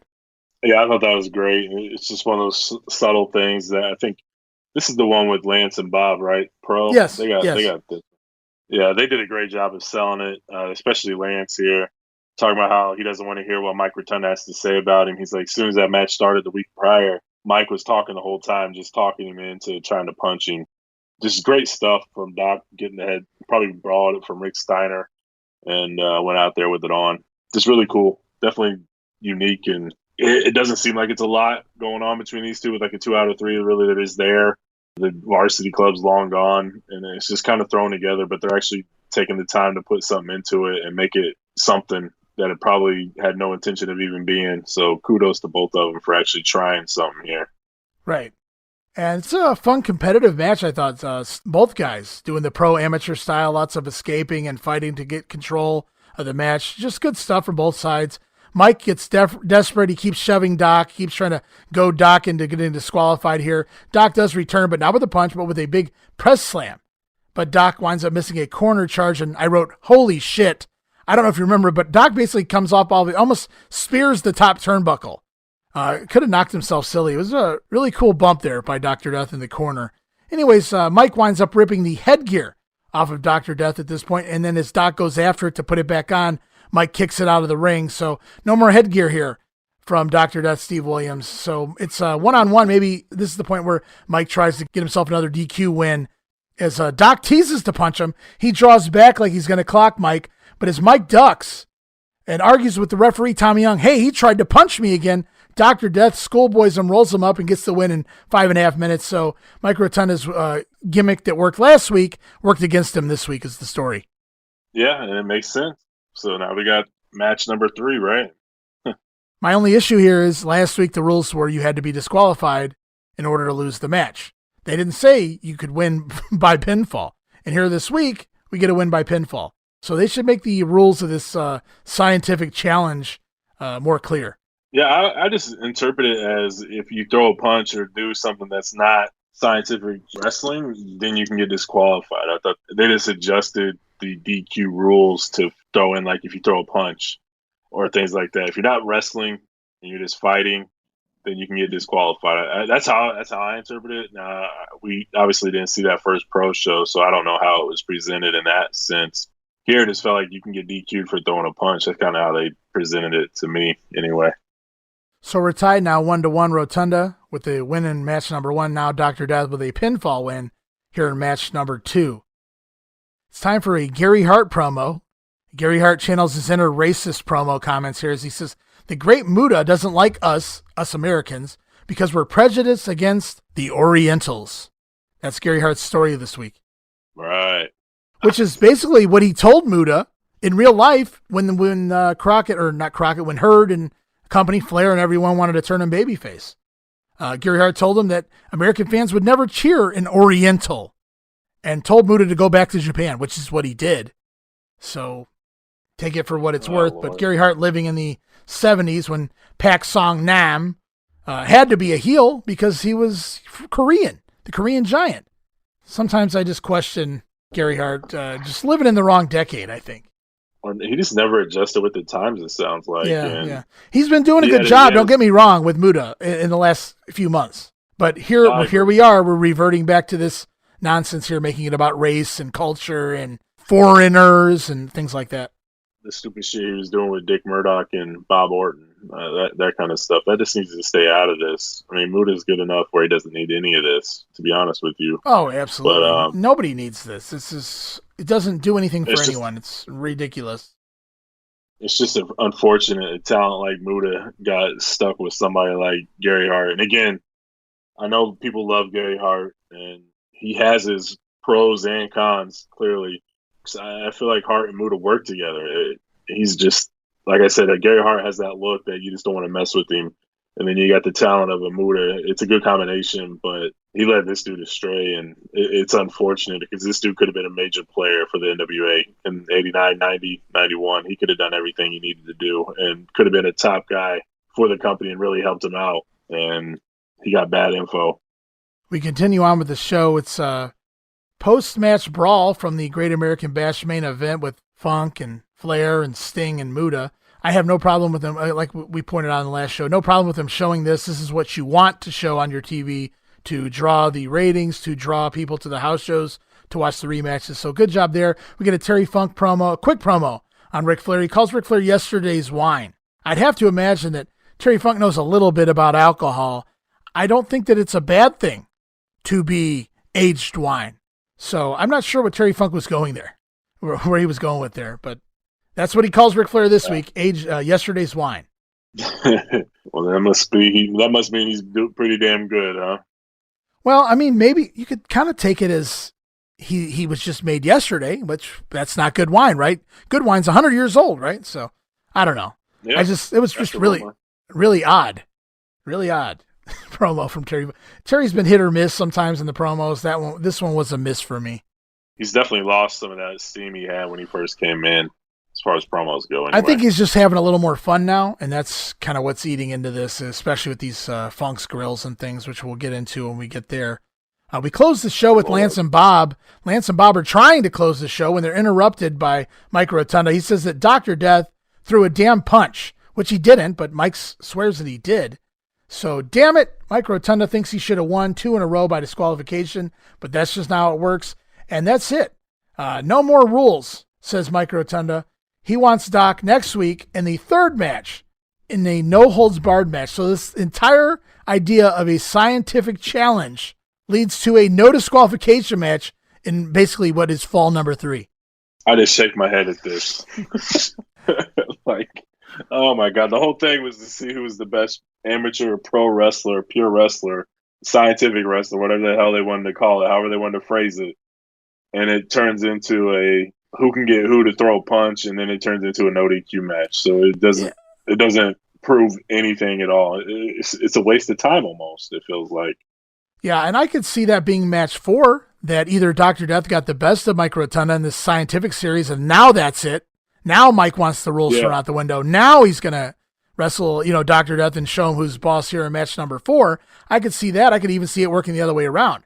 Rotunda cheating to get that second fall in the 3 series match, and then somehow Doc gets his way into a no DQ match and a return match. Either way, that would make sense, but instead they incorporate it into the best of 3 series. Meanwhile, they actually have a third match, which is not part of the series. So the third match in the series is actually their 4th match overall, which just none of it makes any sense to me. Yeah, that threw me for a loop. So I'm like, okay, they have this match. I think it's on Saturday night. Right. But the third match is actually, and I think, the third match is actually on Pro. But it airs on Worldwide the week before. Yeah, and then it's on Worldwide, and I'm like, oh my God, what the hell is going on? Like, they have no idea what they're doing. They really have no clue. This is the most disheveled they've been production-wise all year. So even when they were making faux pas earlier in the year, it was never a clusterfuck like this. I mean, it's hard to keep up with. I mean, you were Skyping me left and right at points when you were taking notes going, what, can you explain to me what the fuck is going on here? I mean, you were really confused, and I don't mean that like you don't know what you don't know what the hell you're doing. No. You were just like, can you fucking tell me what the hell is going on here? Why this is this? And is this the right week? And I mean, wasn't this 2 weeks ago? And did this not supposed to happen until next week? I mean, so I had to break it down for you because I'd already took notes on everything, so I kind of understood it a little better. But yeah, it's just crazy, man. If you have no idea, like if you're just watching these shows in order like we are, you're going to get lost. I mean, it's so hard to keep up with what they're trying to do. And okay, did I miss something? Like, there's things that happen that it even comes up. Like, I don't want to. Obviously, it's not spoiling anything, but there's a show here where Robin Green comes out on Pro or Worldwide, but then the date hasn't even happened yet on Saturday night. You don't even see her transform, but she's already out on the show in the morning. So it's almost as if they realize nobody's watching syndication, so they just don't care. And that's what it feels like, because there's no continuity between any of the shows. There's continuity between Power Hour, Saturday Night, and Main Event. Well, there's so many issues, and we're not going to get to it until the next episode of The Grenade now, but there's so many issues you have to remember. On the August 19th episode of World Championship Wrestling, which is basically non-existent, and then August 26th, I don't know if you had a look in the Observer or any information like that, but there's a portion of that show, which I'm not going to get into big detail about it right now, that wasn't recorded. It was aired at Center Stage.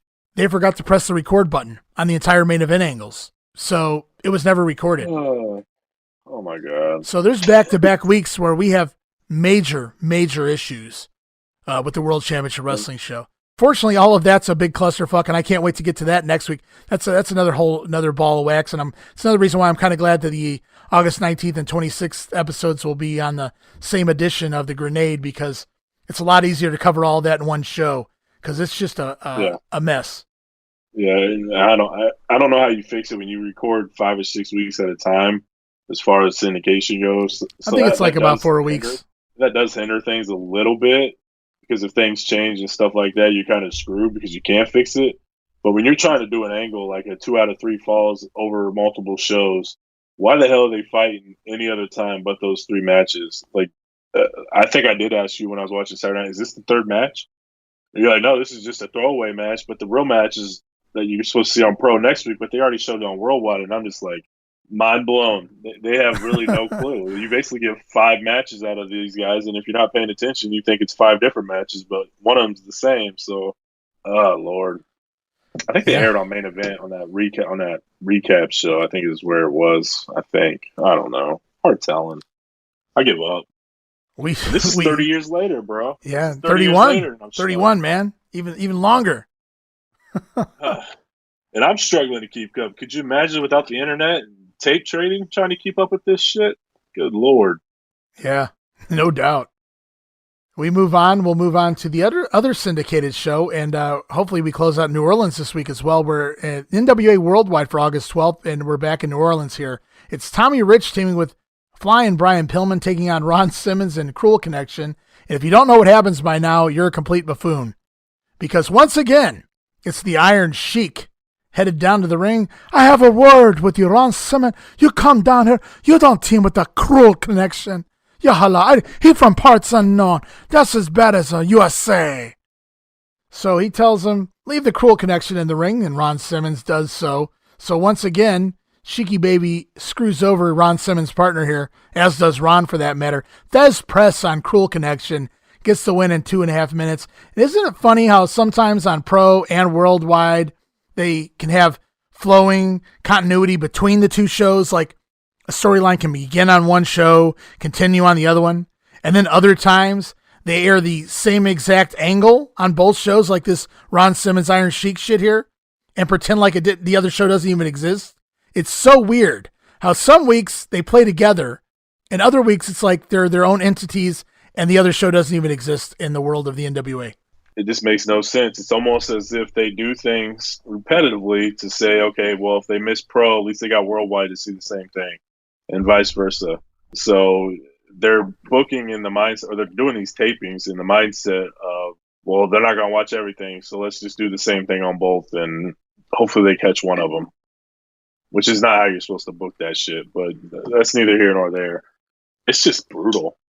We get a Steiner Brothers promo. They're taking on the Freebirds here today, the world champion Freebirds. They mock the Birds as being sissies, but they put over Terry Gordy, who's all but gone from the company at this point, so that's unfortunate. It's kind of interesting how both the Midnights, Jim Cornette, and the Steiner Brothers shit all over the Freebirds, but they put over the toughness and the manliness of Terry Gordy, so he gets the respect of everyone. It's like life imitating art, or art imitating life, or whichever the case may be, because that's what you get here. You get the badass Terry Gordy, who even we respect, and he's teaming with the Birds, who we really don't want to see. And Pretty their much. opponents say the same thing.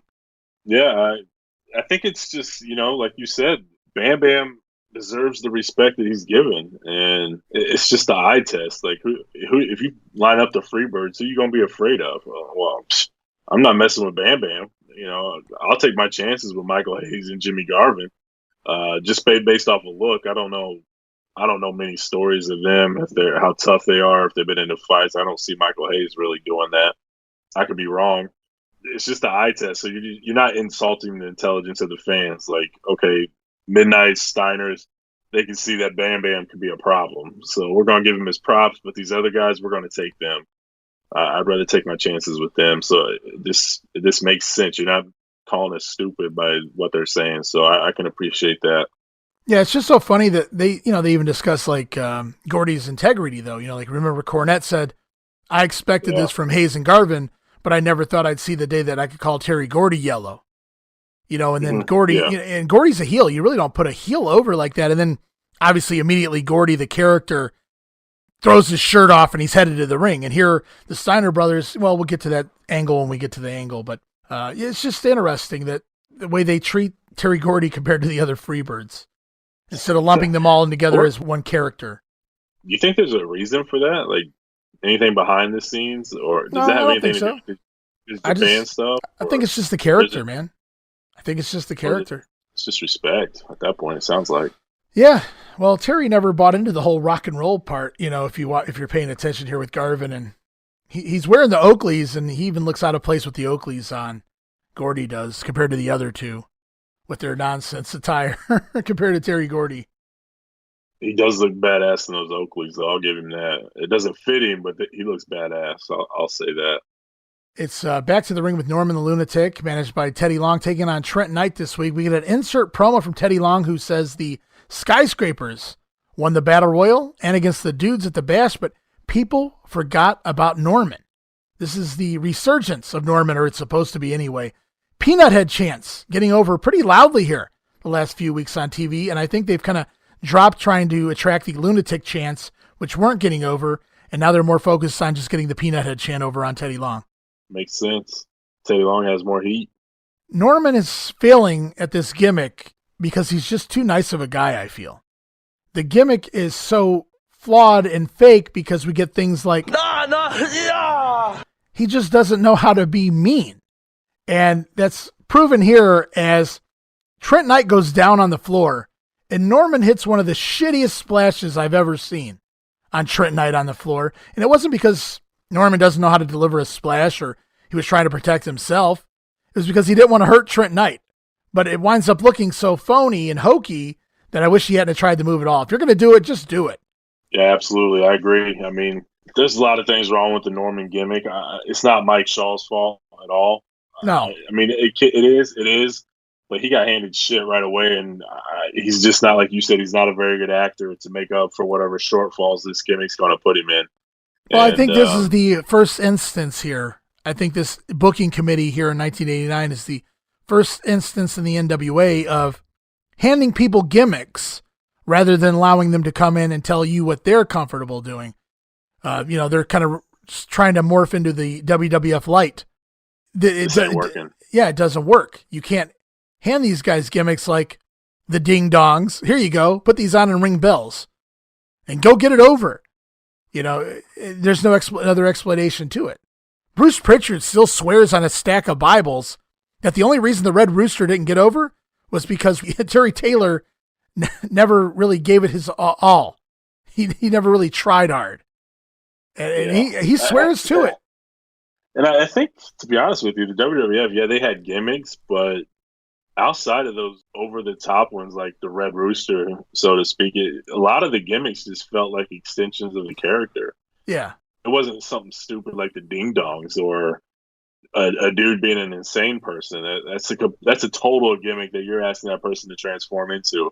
Now, there's some, like the Berserker, but again, that was kind of John Nord's gimmick. It was just fit in the WWF world because he was crazy like that in the AWA from what I've seen and everywhere else he was at. Well, yeah, he was doing Brody's gimmick. He had teamed with Brody quite a bit and worked with Brody. Brody actually gave him, he said, go ahead, you can go do my gimmick.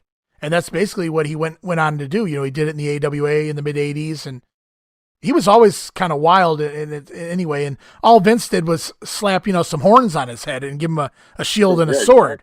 Yeah. Exactly. I mean, so it wasn't like insulting or anything. So that's the misconception with WWF and the WCW or NWA here. That's what they're trying to do, thinking that's what WWF is doing, and it's not. I mean, Jim Duggan is Jim Duggan. He's just to the max, 9,000 or, big well, you got to give man. guys credit like Beefcake. I mean, he tells the story. He thought it was a rib when they told him he was going to become a barber until they send him to barber college or barber school or to Vince McMahon's barber, the $1 million haircut. Yeah. And then he got a gimmick that lasted a lifetime. So, I mean, he got it over. He put the effort into it. Yeah. And Norman here, I don't know that he's not trying to buy in. I just don't think he has what it takes to play this gimmick. I don't think so either. He just doesn't have that acting ability that you do need it. Oh, to play this character, absolutely. This is an Undertaker type character. This is an Undertaker type character. If you don't have the right guy playing this character, it's not going to survive. Certainly not for 30 years. No, absolutely not. So, I like the premise of it. It's just there's a lot of good things about it. Is not the right guy. No. So. Back in the ring after that awesome splash on the floor, Trent Knight tries a sunset flip, but it's a trip to the Batcave as Norman drops his knees down on top of Trent Knight and his balls in Trent Knight's face, gets the win in 2 minutes and 14 seconds. Oh, Lord. When will people learn not to do a sunset flip on a 400-pounder? I'm telling you. Yeah, you think people learn these things by now. We get a fun promo here from Rick Steiner. I have no idea where Scott Steiner has disappeared to, but it's very convenient that he's not out here. As Jim Ross said he talked to Robin Green. Rick Steiner says something along the lines that she can't play ball. I'm not really following this Robin Green storyline at this point. It's kind of run its course for me. Yeah, we was talking about this a little bit, and it just seems like it started, it kind of dissipated, lull, and now it's picking back up again. And I think he's referring to the fact that they just played basketball once. Like, you beat her in a game of horse by scoring 21 points. Right. He said Rick Steiner says she can't play basketball, so I'm wondering if that's what he's referring to here. Yeah, it's like, oh shit, it kind of feels like, oh shit, we forgot about this, so let's speed up where we was trying to go with it a little bit, because it seems rushed, everything that they're about to start doing. The quicker it comes and the quicker it goes, the better off we're going to be. Yeah, I agree, and it is rushed a lot, to say the least. Yeah. But at least when it's over, it's over. So Rick Steiner's out there. He says Michael Garvin and Jimmy Hayes are big sissies, and he doesn't know why Terry Gordy is with them. He likes fighting Terry, but the other guys are like little girls. And, of course, this brings Terry Gordy out, who's not really happy because Jimmy Garvin and Michael Hayes are his brothers. And Rick asks, hey Terry, why do you hang out with those guys? And Terry says that Rick should understand what it's like to hang out with his brothers, because obviously Rick hangs out with Scott. Rick doesn't get it. So Terry says that they're a little different. So even Terry's admitting that Hayes and Garvin are a little questionable. He says they're a little different, but they're still his brothers. And Rick says that Scott doesn't wear shiny stuff to the ring. And if his brother was like that, he wouldn't even hang around with them. And I'm just like, wow, dude, really? Jeez. Oh, Lord. So Terry's getting pissed because Terry's trying his best to... Do you remember like several weeks ago when we heard that promo from the Freebirds on an episode of World Championship Wrestling? They were referencing basically what I believe was this angle here. They said that the Steiners had called them sissies, and that Michael Hayes said that Steiner didn't understand a lot, but he understood this, and he held up his fist, which Hayes cuts another promo like that here in these shows too. But this was 2-3 weeks ago. They cut this promo on World Championship Wrestling, and we both had mentioned that this must have been an angle that never aired because we didn't know what the hell they were referencing. Well, here it is finally, 2-3 weeks later, we get the actual angle. So now we understand what they were referencing all those weeks ago on World Championship Wrestling. Yeah, dude, I mean, it's just par for the course for this crap. I've given up. And that's basically what happens here. Terry Gordy tries to reason with Rick Steiner, get him to understand that the Freebirds are his brothers. He doesn't appreciate what Rick's saying about him. Rick doesn't understand it. They're sissies. And so Gordy finally sucker punches Rick Steiner, takes him down. Garvin and Hayes run in to do the damage after the fact. and Scott Steiner finally runs out with a piece of plywood and runs off the Freebirds. So the Freebirds do a 3-on-1 beatdown on Rick Steiner's. I thought it was funny that they made Garvin and Hayes look even more like bitches, sissies, if you will, purposely, intentionally, by having Gordy do the heavy work. And once Rick was actually down, then they come in and get the cheap shots in on Steiner. So it was pretty well done. I'd love to see me some Rick Steiner and Terry Gordy matches. I think so too. That'd have been some great. You've talked about it with the roadies and the SST, where they just get in the ring and beat the hell out of each other. That's what Rick and Terry Gordy would have done, and that would have been pretty entertaining. I felt this went just a little too long to get to the angle. It seemed like they kept on. I think they said it 3 or 4 times. I just don't understand. And Gordy, right. They're my brothers. They did it like 3 or 4 times. It didn't really change anything. So it's like, all right, we should have just cut this short and get to the angle. And then that piece of wood that Scott Steiner came out with, that thing was like paper thin. It's almost as if like when you're peeling plywood, like you said, or like that old wooding paneling off your wall when it gets like, it just felt like it was the thinned out piece. It was a plank, man. It was a plank. It was like a 1x6. It was so thin too. Like if he would have hit somebody with it, would have just shattered. It would have done nothing. That would have made a great visual though. They could have sold it. It would have. But man, it's like, shit, I got to find something. And he just grabbed the first thing he saw, probably. Whatever. It was a good angle. I just wish it flowed with the story that we're seeing right now. Right.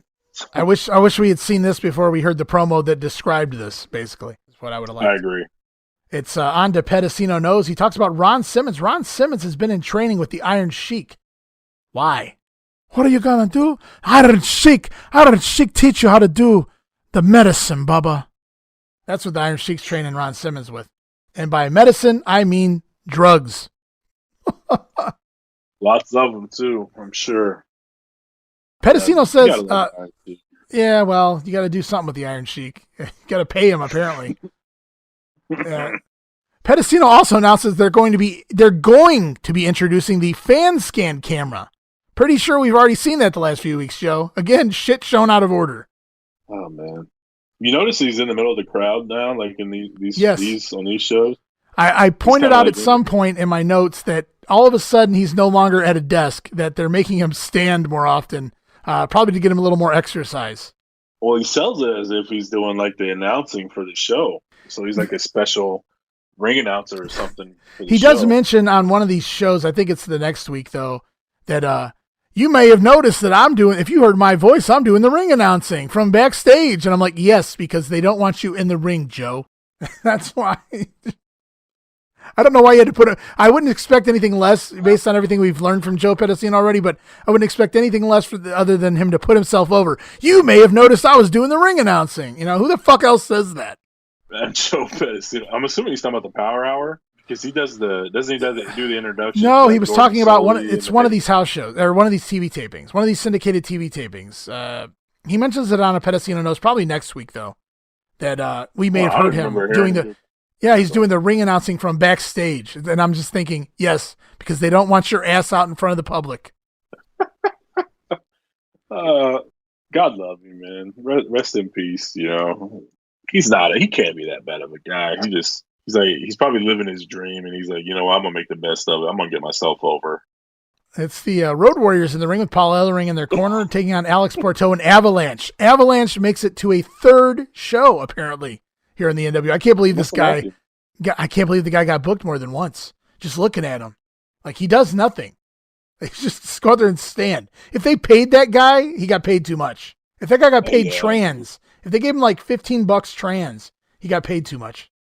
Yeah, he was just fat, man. He was pudgy. That was really all he was. We get an insert promo in this match from Paulie. Once again, he's hyping those SST Roadies cage matches. They're really selling these pretty hard for the house show loop, just in your basic promos here on TV. Yeah, they are. I mean, that's one of the takeaways from these shows is they're really, really selling the cage match. It's not the Massacre Marietta. It's going to be an actual cage match. So they want people to come out and see it. If I could go back in time, I would go. I would go see these two beat the hell out of each other in a cage. Or these 4, I should say. I wrote here in my notes the last time me and you saw the Avalanche was with that Mike Blackwell, Mr. No Cell, the Dog of War. I put in my notes that When I first saw that match, if you had asked me who we were going to see again, it would have been the opposite way around. I would have guessed the Avalanche would have been shown the door, and we would have seen Mike Blackwell again. Unfortunately, due to the circumstances that took place, it's the other way around here. And holy shit, Steve, did you see the awesome-looking spiked shin guards the Road Warriors had? I'd never seen that before. They have these shin guards that start at basically the top of their foot and go all the way up to their kneecaps. Just like their black shoulder pads, but their shin pads are maybe even longer than that, really, as they go all the way from the knee all the way down. And the spikes look legit, man. They look badass real. Oh, yeah, they do. It almost looks like the catcher stuff that the catchers would wear. Yeah. How high they go up. They look like catcher gear. And Animal doesn't even take his off. He just leaves them on. And, they look dangerous as hell, man. That was really cool. Those spikes look a little too real. I mean, it could be a great job, plastic, rubber, whatever. No, Animal said that their spikes were real back then. People probably touching them things thinking, there's no way those are. Oh, shit. Yeah. I mean, coming to the ring, I'm sure they did. I just wonder why we never saw them before or again. I mean, they looked amazing.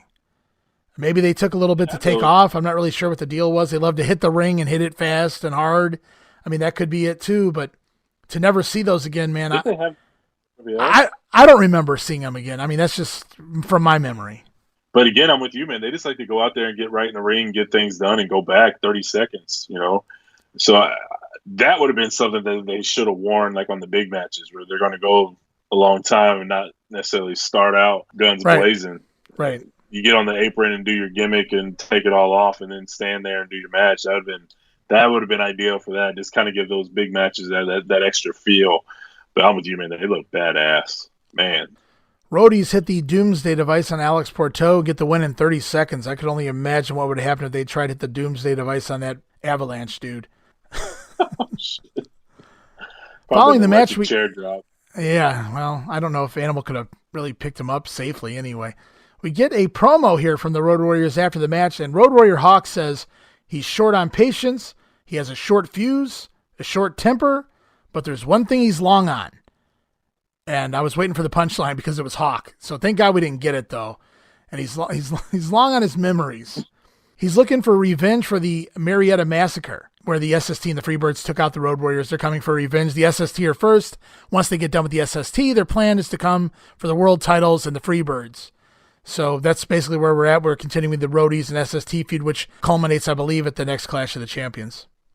We get the same Bash post-match brawl and Terry Funk promo with the yesterday's wine shit and whatever from Pro. So we move on to our next match. It's the Steiner Brothers with Missy Hyatt. And Missy's out there in an all-white outfit, short skirt. I think she's worn this one on this taping before. So we've seen it before, but it never gets old for me. And they're taking on the World Tag Team Champion Freebirds, but this is a non-title match. So you know what that usually means. The Steiners are getting the win to set up the rematch, right?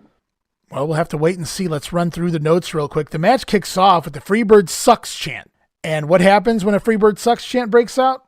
Absolutely. What else? Stalling from the Freebirds. They can't stand listening to it, so Michael Hayes and Garvin have to drop off the apron and grab their ears and threaten to walk away. And, I mean, they'll stall for anything.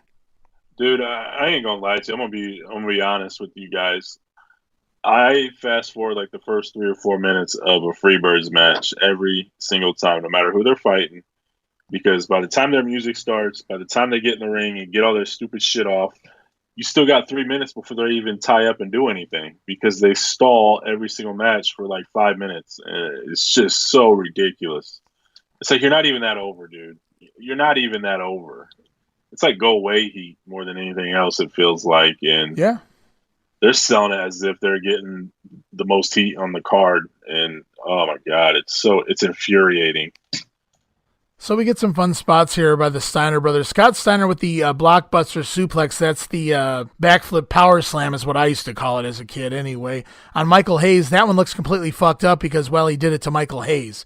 Yeah, Scotty does the same thing to Jimmy Garvin. Actually, I think that was the first time I've ever seen Scott completely clear the move, a complete backflip rotation on Jimmy Garvin. Really nice looking there.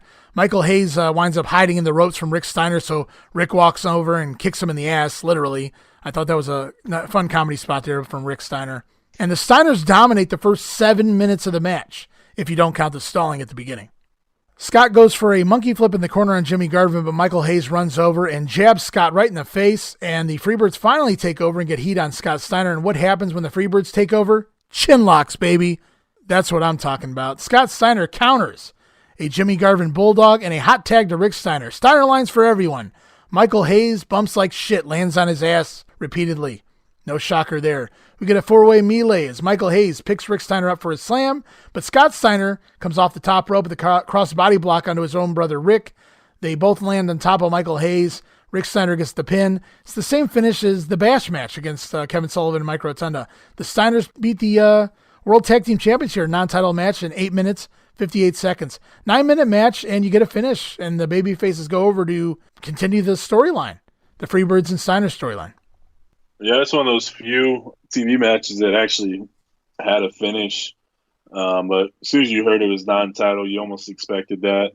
Once the action picked up, which in a Freebirds match, it almost feels like it never does. But this one, towards the end, like the moves that the Rick and Scott can do, even through all the stalling, they can still make it entertaining. I love the Steiner brothers, man. Yeah, they're still a little green and they're still figuring some things out. Obviously, like with the moves they're doing, they just don't know when to place them properly. Like a Frankensteiner at the very beginning of a match just to do it because you can do it is a little ridiculous. Yeah. But all in all, just the power, the sheer power that these guys have, and they're just tossing people around. They really can do whatever they want in that ring to whoever they want to do it to. And it's just awesome to watch. So damn entertaining. Another Paulie Dangers for the promo. They continue to hard sell this SST and Rhodey steel cage match all around the loop. I hate to keep saying it, but that's just what they're doing here. And we close the show, and it's funny how whatever they do on Pro, they seem to do on Worldwide. We ended Pro with a heel butting into the close of the show, basically announcing a match for next week. We saw it with Rotunda doing it for him and Dr. Death in a rematch. And here, it's a little different, thanks to Jim Ross, but it's still the same. The Freebirds are out here. They're pissed off. The Birds are pissed. They don't cheat. The Steiners cheated. It took 2 guys to beat Michael Hayes. They want a rematch next week. And Jim Ross plays Booker again, like he did with the Birds and the Midnights, where he goaded the Birds into putting the titles up against the Midnights on World Championship Wrestling several weeks ago. He tells the Birds, what do the Steiners have to win by wrestling you again next week unless you put the titles up on the line? So Jim Ross basically books the match for him, and they make it a World Tag Team title match for next week, Pally. So the Birds versus the Steiners, a World Tag Team title match on Worldwide next week. Plus, number 10, Tommy Rich in the top 10, taking on number 4, Terry Funk, 2 former world champions for what it is. So 2 matches announced for next week's Worldwide. Yeah, they are doing a better job of, promoting what's coming up and things like that. And they've finally got, I know it's been a few months, we just haven't brought it back up, but they've been consistent with the commentary. Things really haven't changed with these shows, and they are better compared to what we was watching early on in the year. So I was actually looking forward to the match with them the following week. For some reason, I want to watch a Freebirds match, but when the Steiners are involved, it makes it easy. Yeah, definitely. And there's an upcoming match with the Midnight Express, too, where I thought they carried the Freebirds to a watchable match. Not a good match, but a watchable match. It's about as good as you're going to get in 1989 with the Freebirds without Gordy involved. And we move on to the 605 program. It's NWA World Championship Wrestling for August 12th, and we kick things off right away with a Lex Luger promo. Let's hear what the total package has to say. Here is Mr. Luger now, obviously making us wait a little bit as usual. What else is new? The fans, as we mentioned, the second most prestigious championship in all of sports is the United States Heavyweight title. Tommy Rich has his sights set on this championship and this big man. Jim Ross, the never-ending search goes on for a suitable competitor, the caliber of athletes that can even challenge and give the total package a competitive match. And who do they dig up? And when I say dig up, Jim Ross, I mean that literally.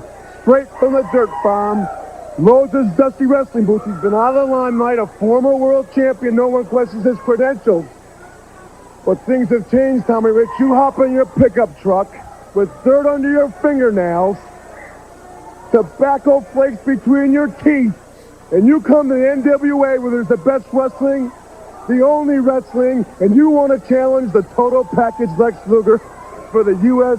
heavyweight title. Well, you see, there's a new breed of athlete in professional wrestling right now, and baby, I'm the prototype Tommy Rich. I am the man to beat in this sport today. I'm going to do a public service for all you punks out there who think you can walk off the street and challenge an elite world-class athlete such as myself. It can't be done. And you, Tommy Rich, are going to learn the hard way, baby, with the total package to the King of the Hill, class that will never pass. The total package Lex Luger is all about, baby, and why I rule professional wrestling. Lex Luger has given himself about 4,000 monikers here over the last month or so. I don't know if he's thinking about these before he goes out or if they just come to him while he's standing there. But yeah, I mean, he's the class that doesn't pass. He's the prototype. He's the total package. Numero uno, baby. That's right. I mean, he's everything. His promos are solid. I just think everything about Lex Luger right now is just awesome. He's getting a little too big for me that I think. I mean, he just doesn't look normal. I don't know if it's this Saturday night or I've been watching so many Saturday nights. I can't remember which one it is, but he comes out, he has no shirt on, and he's just wearing those black glasses, and he poses. He's like, I'm gonna give you a pose real quick, and he poses, and I'm like, I sent it to my friend. I was like, that just doesn't look normal, and it's like that's just how big he is. But yeah, I mean, low key, Lex Luger is like really one of the bright spots of the NWA in '89. Like consistently throughout the entire year, I don't think he did anything bad. I've been entertained with everything he's done the whole year, and that's not just me being a Lex Luger fan. I just don't, for whatever reason, he's one of the few guys that have been protected and never really dealt with any bullshit to hinder him. He's kind of just there, but it's nothing bad, right? Besides Tommy Rich, but somehow Lex Luger gets a decent match out of him. So. And we get Lex Luger taking on Tommy Rich in the future here, like we pointed out. Ricky Steamboat's gone, so they parlay that into a Tommy Rich and Lex Luger. I won't call it a feud, but I guess it is kind of a feud because they're working all over the house shows. They work the upcoming Clash, and they're basically married to each other for the next several months on the house show circuit for whatever reason. You had asked on the last episode, who else would have filled the void? I guess Tommy Rich was the only guy laying around. I'm thinking Flying Brian would have been a better fit. I think that would have been fun. I believe they wrestle each other at Clash of the Halloween Havoc, if I remember correctly. So at least they made the wise call there instead of another Tommy Rich match. And I'm not dogging Rich in the fact that he has if I remember correctly, he has a pretty good match with Lex Luger at the Clash, the September Clash Fall Brawl. But yeah, in general, there's really no heat here. It's just some words spoken back and forth. Mm-hmm. There's just no angle. There's nothing to punch it through. And Tommy Rich doesn't help himself here. He doesn't even help himself here against Lee Scott. And if Lee Scott can't make you look good, you're probably not doing that good right now. And I've said it before, I'll say it again. I'm a big fan of Tommy Rich and Georgia Championship Wrestling. I love a lot of Tommy's stuff in Memphis. But here in 1989 NWA, his old school mentality is not getting the job done. It's very reminiscent of some of the George Scott guys. Junkyard Dog, the Iron Sheik. Maybe Tommy Bumps more than the Iron Sheik, but it's just the grab a hold and lay around mentality that's just too old school. It doesn't work here when you got guys like Muta and Sting and the Steiners on the same show. It sticks out like a sore thumb. Absolutely. I mean, Tommy Rich is making the Freebirds a little entertaining, to be honest with you. Yeah, I mean, maybe Tommy Rich is a little more fundamentally sound, but Freebirds may be a little more entertaining. At least they appear to be alive during the matches. Tommy Rich comes in here, and just like all of his other matches here, I wrote this down. He's wrestling Lee Scott. Lee Scott, who is, 3-time VIP Jobber of the Month, but he's still a job guy. And he works an armbar on Lee Scott for 4 minutes. A match that goes only a total of 4 minutes and 26 seconds. So this match is basically a 4-minute armbar and a Thez press, which makes absolutely no sense whatsoever anyway. Tommy Rich is absolutely going to have to up his game given a position on the card like Lex Luger, semi-main event, basically. How he gets even thrown into that is unbelievable. Yeah, I'm with you. Pillman would have been so much better. And I feel like Pillman obviously is going to take that and run with it. Like, okay, here's my chance. I'm coming in. I'm getting Lex Luger right away. U.S. title matches. He's going to up his game and make Luger work his ass off. Tommy Rich isn't going to do that. But my first note here when I saw this, I was like, why are they wasting a Lee Scott match on somebody like Tommy Rich? I mean, because you have some bruisers out here that could really use somebody like Lee Scott to get themselves over, right. And Tommy Rich ain't it. So just bad idea there. We see highlights of the New Zealand militia breaking Johnny Ace's cheekbone, and then we go to a match in the ring featuring Jacko Victory and Rip Morgan, whatever you want to call him, the New Zealand militia over Mike Justice and George South. And there's a new referee in the ring. I have no idea who it is, but I did make a note that there's actually a third referee now in the NWA, so that was a long time coming. A shitty double gourd buster on George South gets the win for the militia in 5 minutes, and I wrote for this match, pretty rough. There was a lot of mistimed spots and it just very sloppy work here. Yeah, I put it was really boring too. Was that the ref with the mustache? Yes, and the mullet. Yeah, he's around for quite a while too. I'm surprised you don't know who he is. Yeah, I mean, once I hear the name, maybe I go, oh yeah, I know the name, but I don't know. I can't put the face to a name right now. I mean, I've seen him. I just don't know who he is. Yeah, I don't think they announced his name either. I'm sure it'll pop up at some point, but I was just curious if you knew who it was. I've always been curious on who his name was, but I'm sure we'll hear it before the year's end. Surely they'll say his name at some point, and it'll probably trigger something immediately. Oh yeah, I know the name. I do know. I mean, I watch so much wrestling that I can pretty much rattle off any name. Maybe I just can't put the face to the name sometimes when it comes to some of those more obscure referees that didn't really stand out. It's hard to stand out when Nick Patrick and Tommy Young are here. Yeah, absolutely. And I'm glad they realized they needed a third guy because you don't think about that ever, but when you see the same two referees over and over and over again, it's like, damn, they must be tired. They need a break, obviously, too. So you need that third referee out there anyway, just to fill the gap. I mean, think back to the Bash. Nick Patrick took the mist, and Tommy Young had to finish out the rest of the show because they didn't have a third referee. Yeah, absolutely. We continue on with this show. It's Terry Funk and Gary Hart in a promo. Terry says he's never been so embarrassed in his entire life as he was by Ric Flair last week. That's when Ric Flair had ripped the coat off of Terry Funk and took his cowboy boots and danced in them. And Terry says, "You never take a cowboy's boots." I love that line by Terry Funk here. Funny stuff by Funk. The next line was even better. He said that Ric Flair put the cowboy boots on and danced in them like a flamingo.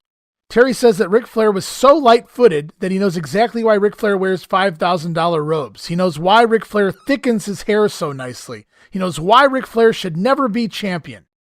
He got his boots and coat, but Terry is going to get that world championship belt. He never does explain why Ric Flair does these things, but he knows why, but he doesn't tell us why. It's like when he said he knew where he was going, and then Jim Ross asked where he was going, and he said he was going in a straight line. I don't think Terry knows the answers to some of the things he says, and this is one of those times. Yeah, I am going in a straight line. It's still funny. I thought he was insinuating things here without saying it. That's kind of how it felt because he was talking about how light he was on his feet. So he's like, okay, call him a flamingo. Hair. Yeah, call him a flamingo. Kind of the way I picked it up was he was saying if he's going to be that way, then he shouldn't be champion. So that's kind of how he was hinting and insinuating. But without actually coming out and saying it, you kind of connect the dots. I could be way off base here, but that's how I interpret it. I thought it was a funny promo. Yeah. And I thought it's one of his better ones that he's had over the last couple of weeks. That's kind of how I took it anyway. Right.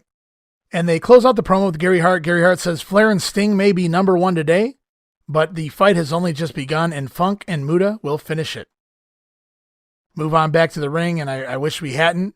And I'd forgotten to mention, this is the first time in a long time that World Championship Wrestling, the 605 show, is in the 2-hour format, which means longer squash matches.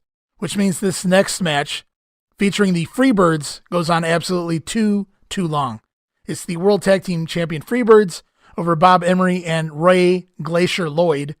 Jimmy Garvin winds up with a DDT on Glacier, the future Glacier, in 5 minutes and 5 seconds. And like I said, this is what happens on a 2-hour show. The Birds go twice as long as they need to. Maybe arguably 5 times as long as they need to.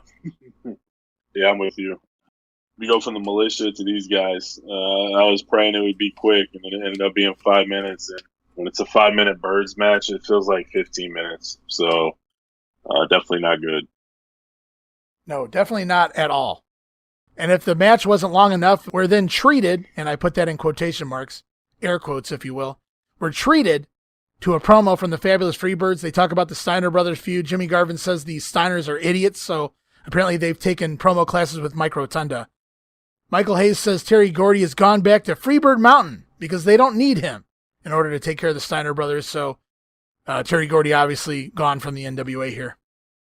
Yeah, and he made that line that you talked about earlier that we heard 3 weeks ago where Rick's slow and naive, but he understood his right hand. I thought it was cool when I first heard it. Now I'm tired of hearing it because he says it every time now, but heaven don't want us and hell's afraid we'll take over. Oh, he's been saying that for 10 years, man. I know, but he hasn't been saying it up until this point. Right. On the set, on these shows, so it's been nice not hearing it, but now every single promo ends that way, and it's just like, give it a rest, buddy. Go back to your music lyrics. And so we go back in time to NWA Pro over the weekend, and we see Flying Brian pin Norman the Lunatic, winds up taking the beat down from Norman, as we already discussed. And then we go back to the center stage, and it's our very first Flying Brian Pillman interview here in the NWA. Well, I happened to be in Baton Rouge to see that event, and I tell you something, I thought the guy was going to crush your rib. I appreciate you taking the time to come out here and speak with us. This is one of the biggest men in the sport, Brian, and it's a tremendous challenge for you. We know he's kind of goofy, but he's certainly a force to be reckoned with. I think that was a pretty graphic illustration of what took place the other night in Baton Rouge. And I'm not going to waste a lot of time ranting and raving about it, because I'm here to wrestle. That's what brought me to the NWA. It was the ultimate competitive challenge of being here in the NWA. It was a hard-fought victory. I feel fortunate that I did get the victory, and the chain of events that took place afterwards, it makes me feel like maybe I won the battle and lost the war. So what I'd like to do now, if possible, if I can put it in a nutshell for Mr. Long, no pun intended, Peanut Head, I'd like to challenge Norman. I'd like to challenge him right now to a match, hopefully here on TBS tonight. All right, well, we'll get Teddy Long out here, Brian, and we'll issue that challenge. I'm sure he's hearing it right now. We'll address that a little bit later in the program, and we'll be back. And so that's our very first listen to Flying Brian. So now we can put a voice to the guy, Flying Brian Pillman, here in the NWA. And I thought he did okay for a very first promo. He even did a little parlay from nutshell to peanut head, and he didn't really stutter or stammer. And I think the only reason, even though it was a very, very, very basic promo, the only reason I was really impressed here is his only experience in the business is in Stampede, where your promo wasn't always necessarily, the biggest thing. Look at the hearts, right? I mean, it's not like your number one thing you need to be able to do up there in Stampede. And I'm not saying he didn't cut promos while he was in Calgary, because he did, but I thought he did a good job for his first time here in the NWA. I think so too. You can tell he's quick-witted and intelligent as far as the way his mind works. Because, like you said, he parlayed that in a nutshell to Peanut Head. Like, he was saying things, and like the very graphic illustration. And yeah, that's just another way to the video footage we just saw, but it was an intelligent way to mention it. But it comes across very well, and you can kind of see already how his mind works in that short little promo to where how it develops later on. So, yeah, I thought it was very good. I was shocked, because I thought, like you said, those guys up in Stampede, they don't really need promos, and the way Bret Hart is and things like that, I wasn't expecting much from somebody like Pillman to cut a promo that was coherent and decent. But he definitely surprised me. I thought it was good. It worked. I like how he said, I was fortunate enough to win the match, but I lost the war. Right. So he wants to get his advantage. I thought that was very well done. Yeah, and I forgot to mention that. You're right. I forgot to mention that too. That is the premise of this entire promo, is he challenges Norman to a rematch, perhaps tonight on World Championship Wrestling, and we'll get a response from Teddy Long here before too long on this show. So I thought that was a good job. My My only issue with this promo was I thought it was a little quick. You just aired the promo the same weekend with Pillman going down. They basically sold it like he might be, taking out a commission here Saturday morning, and by Saturday night he's already looking for his rematch. Yeah. I think I would at least given it a week. You can't fix production issues. But I also would like a follow-up question. I'm with you, man. I was interested to hear more from you, to be honest with you. We move on to the Danger Zone and Paulie Dangerously, and I couldn't believe this when I saw it. Captain Mike Rotunda is the guest of the Danger Zone. Wow. Probably the worst promo in the entire NWA right now.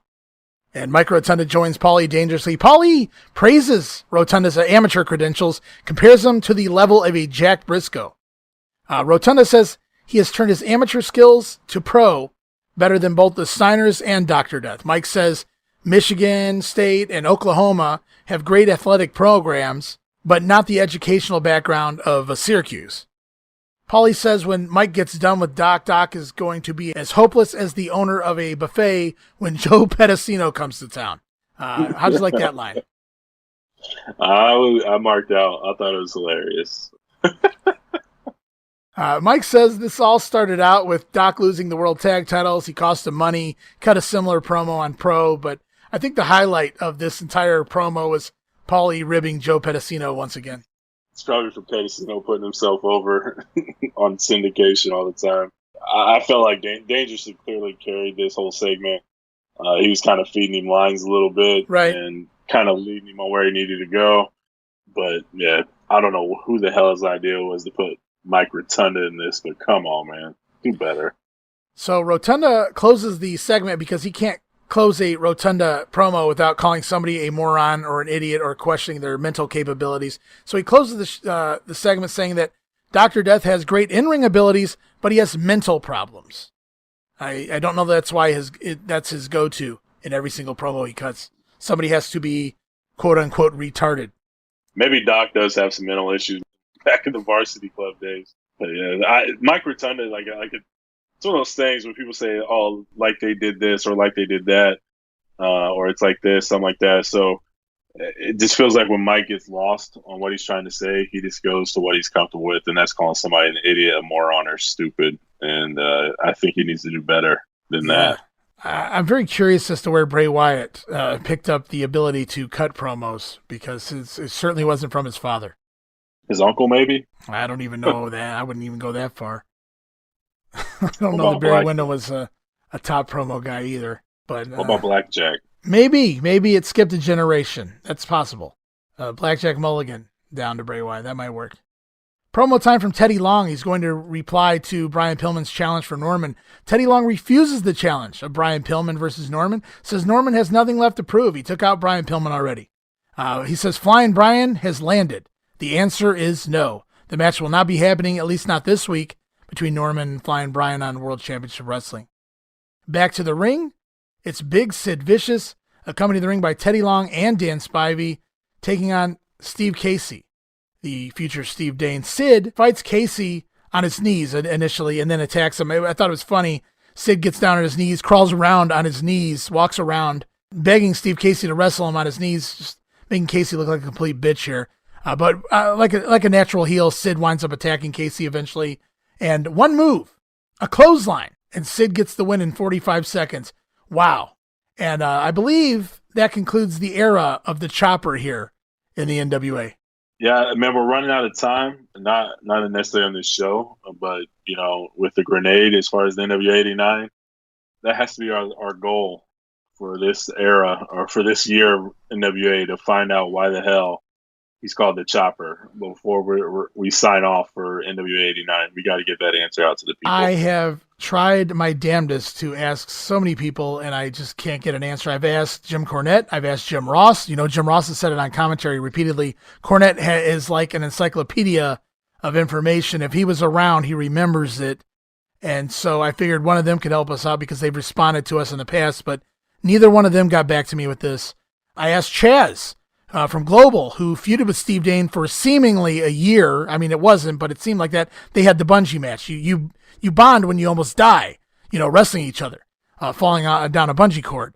So I asked Chaz, who was friends of Steve Dane, but he said he had never heard the moniker or the nickname before, so which makes me think it was even more of a rib here in the NWA. So he didn't have any answers for me. So I went and found what I thought to be Steve Casey's brother, Scott Casey, Cowboy Scott Casey, from the old Southwest Territory, and then some people might remember from the late 80s in the WWF as well. I said, Scott, I just wanted to ask you about your brother, Steve Casey, because if you read anything online, they're brothers. It's one of those kayfabe brothers, apparently, that everyone bought into. The conversation started off uncomfortable because I said, I wanted to ask you about your brother, Steve Casey. And his response back was, I haven't talked to him in years. So I felt uncomfortable then. I'm like, eesh, I don't want to talk sibling rivalry or whatever the hell's going on. Like, I didn't mean to walk into anything. He waited about a half an hour, and then he wrote me back again, Scott Casey did. And he said, just let you know, we're not really brothers. We were just kayfabe brothers. I trained him. That was the story there. They're not really related. So Scott really didn't have any answers to me. And then Scott tried, in typical Carney fashion, trying to sell me his book to close our conversation. So I don't have that type of money to spare right now. Though he did offer to sign it for me as well. Autographed copy of Scott Casey's book. Anybody interested, go out there and find Scott Casey. He's on Facebook. And he's got a book out there. And he says there's a lot of tickles and tackles in it. I don't know what that means. I don't know if I want to know what that means. But, that's. I think we still got the ace in the hole, man. Maybe we can reach out to Missy Hyatt. Maybe I knew you were going to say that. I knew you were going to say. I've already asked you to do it, but I feel like she's responding and telling us stuff too. It's worth a shot, man. We got to find out. Yeah, that will be my mission this week. I will contact Missy Hyatt and I will ask her. Maybe she might be our last hope at this point, at least for the next week or two, until I can come up with some other names that may or may not be able to help us out. I know Teddy Long. Let me holler at you, playa. Teddy Long's following the grenade. You can go right now to @WrestlingGrenade and look at all the names that are following us, and Teddy Long's on that list, the actual Teddy Long. So maybe, I don't know if he was really paying attention to things like that. He was just really getting his career going as a talent. So I'm not really sure how well he might remember something like that, but it's possible that he might be able to respond to us as well. So I'm just going to kind of look around and see what I can come up with that was there during that period. And maybe somebody will give us an answer someday. Maybe I can let's give Lex Luger a shout. Maybe he'll know. Yeah, right. Lex Luger is all about Lex Luger. So never mind. He is class that will never pass. That's right. Can I have your autograph? No, you can't. Lex, can I have your autograph? No, you can't. Yeah, I don't think he's memorizing job guys' nicknames and why they have them. I thought it was funny here. Sid Vicious over Steve Casey, not even the powerbomb, just a clothesline, pins him in 45 seconds. And I think Steve Casey's out the door. We might see him again in syndication, but that was taped prior to this. For all intents and purposes, that's the end of Steve Dane here in the NWA, I do believe. Started out with a bang and left with a whimper. I don't know that he started out with much of a bang. I think it was giving him some stuff there at the beginning. Yeah. Actually, didn't he win a few matches? And then yeah, he was undefeated there for a few weeks. Yeah. Yeah, the wheels fell off after that terrible match that they forgot to tell him to go home. Chi-Town Rumble. Oh, yeah. Midnight Express in the ring over Fred Avery and the Enforcer. Great shit here. They're not on TV enough. It's very evident, you might think it's sour grapes when Cornette shits all over Jim Herd and talks about how they were de-emphasized, but as we go along here, you can see it. Cornette barely ever gets TV time, which makes no sense because he's one of the best promos in the business. He does get to host the Power Hour because Herd does recognize him as a good talent as far as talking goes. Herd's just not a big sell on the Midnight Express. A lot of it has to do with their size and Bobby Eaton, Bobby Eaton's look. Herd wasn't a big fan. He didn't see him as nothing more than middle-of-the-line type guys. Obviously, he dropped down their contracts. They were getting paid less. They're sitting here floundering at this point. They were meant to be, sacrifices to the SkyScrapers during this Loop of the House show tour. Of course, that gets changed around, altered a little bit. Cornette gets his boys out of that situation, but it's not looking good for them. But they get a win here. Double flapjack, Eaton over the Enforcer, gets the win in about 3.5 minutes. We follow the match with a promo from Cornette and the Midnights. They talk about the Freebirds, which I thought was interesting because we just saw the Freebirds in a feud with the Steiner brothers.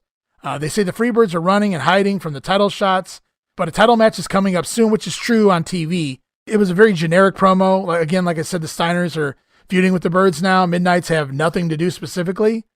It's very sad to see them go from feuding with the Road Warriors, feuding with the Rock and Roll Express, the Fantastics, even that really brief feud, if you want to call it one, with Arn and Tully right before they left to go to the WWF. And now here, and then obviously with the new Midnights, or the original Midnights, I should say. And now here in 89, I mean, a little bit with the SST, but really nothing most of this year.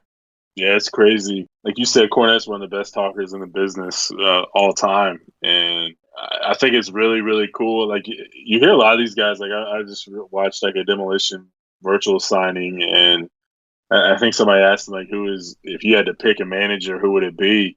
And I know Fuji gets shit on a lot, especially by Meltzer, saying, I guess it's what years of doing ribs get you, and it's the Hall of Fame, was the comment I think he made with Fuji when he got announced. They picked Fuji because he did everything. He got their flights, he got their hotel, they didn't have to worry about that. They got their rental cars. He did everything for them. Yeah, and he looked out for them too. I mean, talent-wise and business-wise, Fuji had been there for an eternity by that point. Yeah, so I mean, yeah, on TV he may not be the greatest manager, but I guarantee you Demolition was as good as they was because they had really nothing to worry about except going in there and doing their match. I mean, Fuji took care of all of it, and the Cornette does the same thing for the Midnights, and that's just awesome. Like, you see the writing on the wall, so you try to pivot and get something better for you guys, and I can appreciate the hell out of that. I know Jim Cornette has a lot of faults as a person, but when it comes to wrestling and just what he was able to do for his team and just how great of a talent he really was on air, it's just a shame that he is the way he is, so to speak, because he deserves to be recognized as one of the greatest, but he has so much baggage that you can't really do it, and it's unfortunate. It's just how he is. Yeah. He just doesn't care. I can't remember. I can't even remember who it was. John Nord.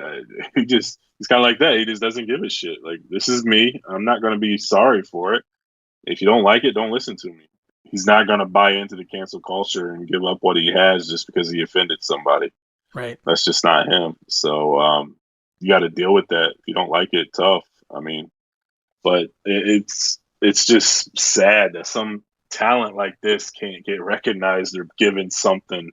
And thankfully they do end up getting something. I know it's with the dudes, but still it's something. It's better than nothing. So more promo time. This time it's with another manager, Paulie Dangerously. He talks about the Road Warriors. He says the Roadies are no longer the reality of tag team wrestling. However, the SST are the Roadies' reality.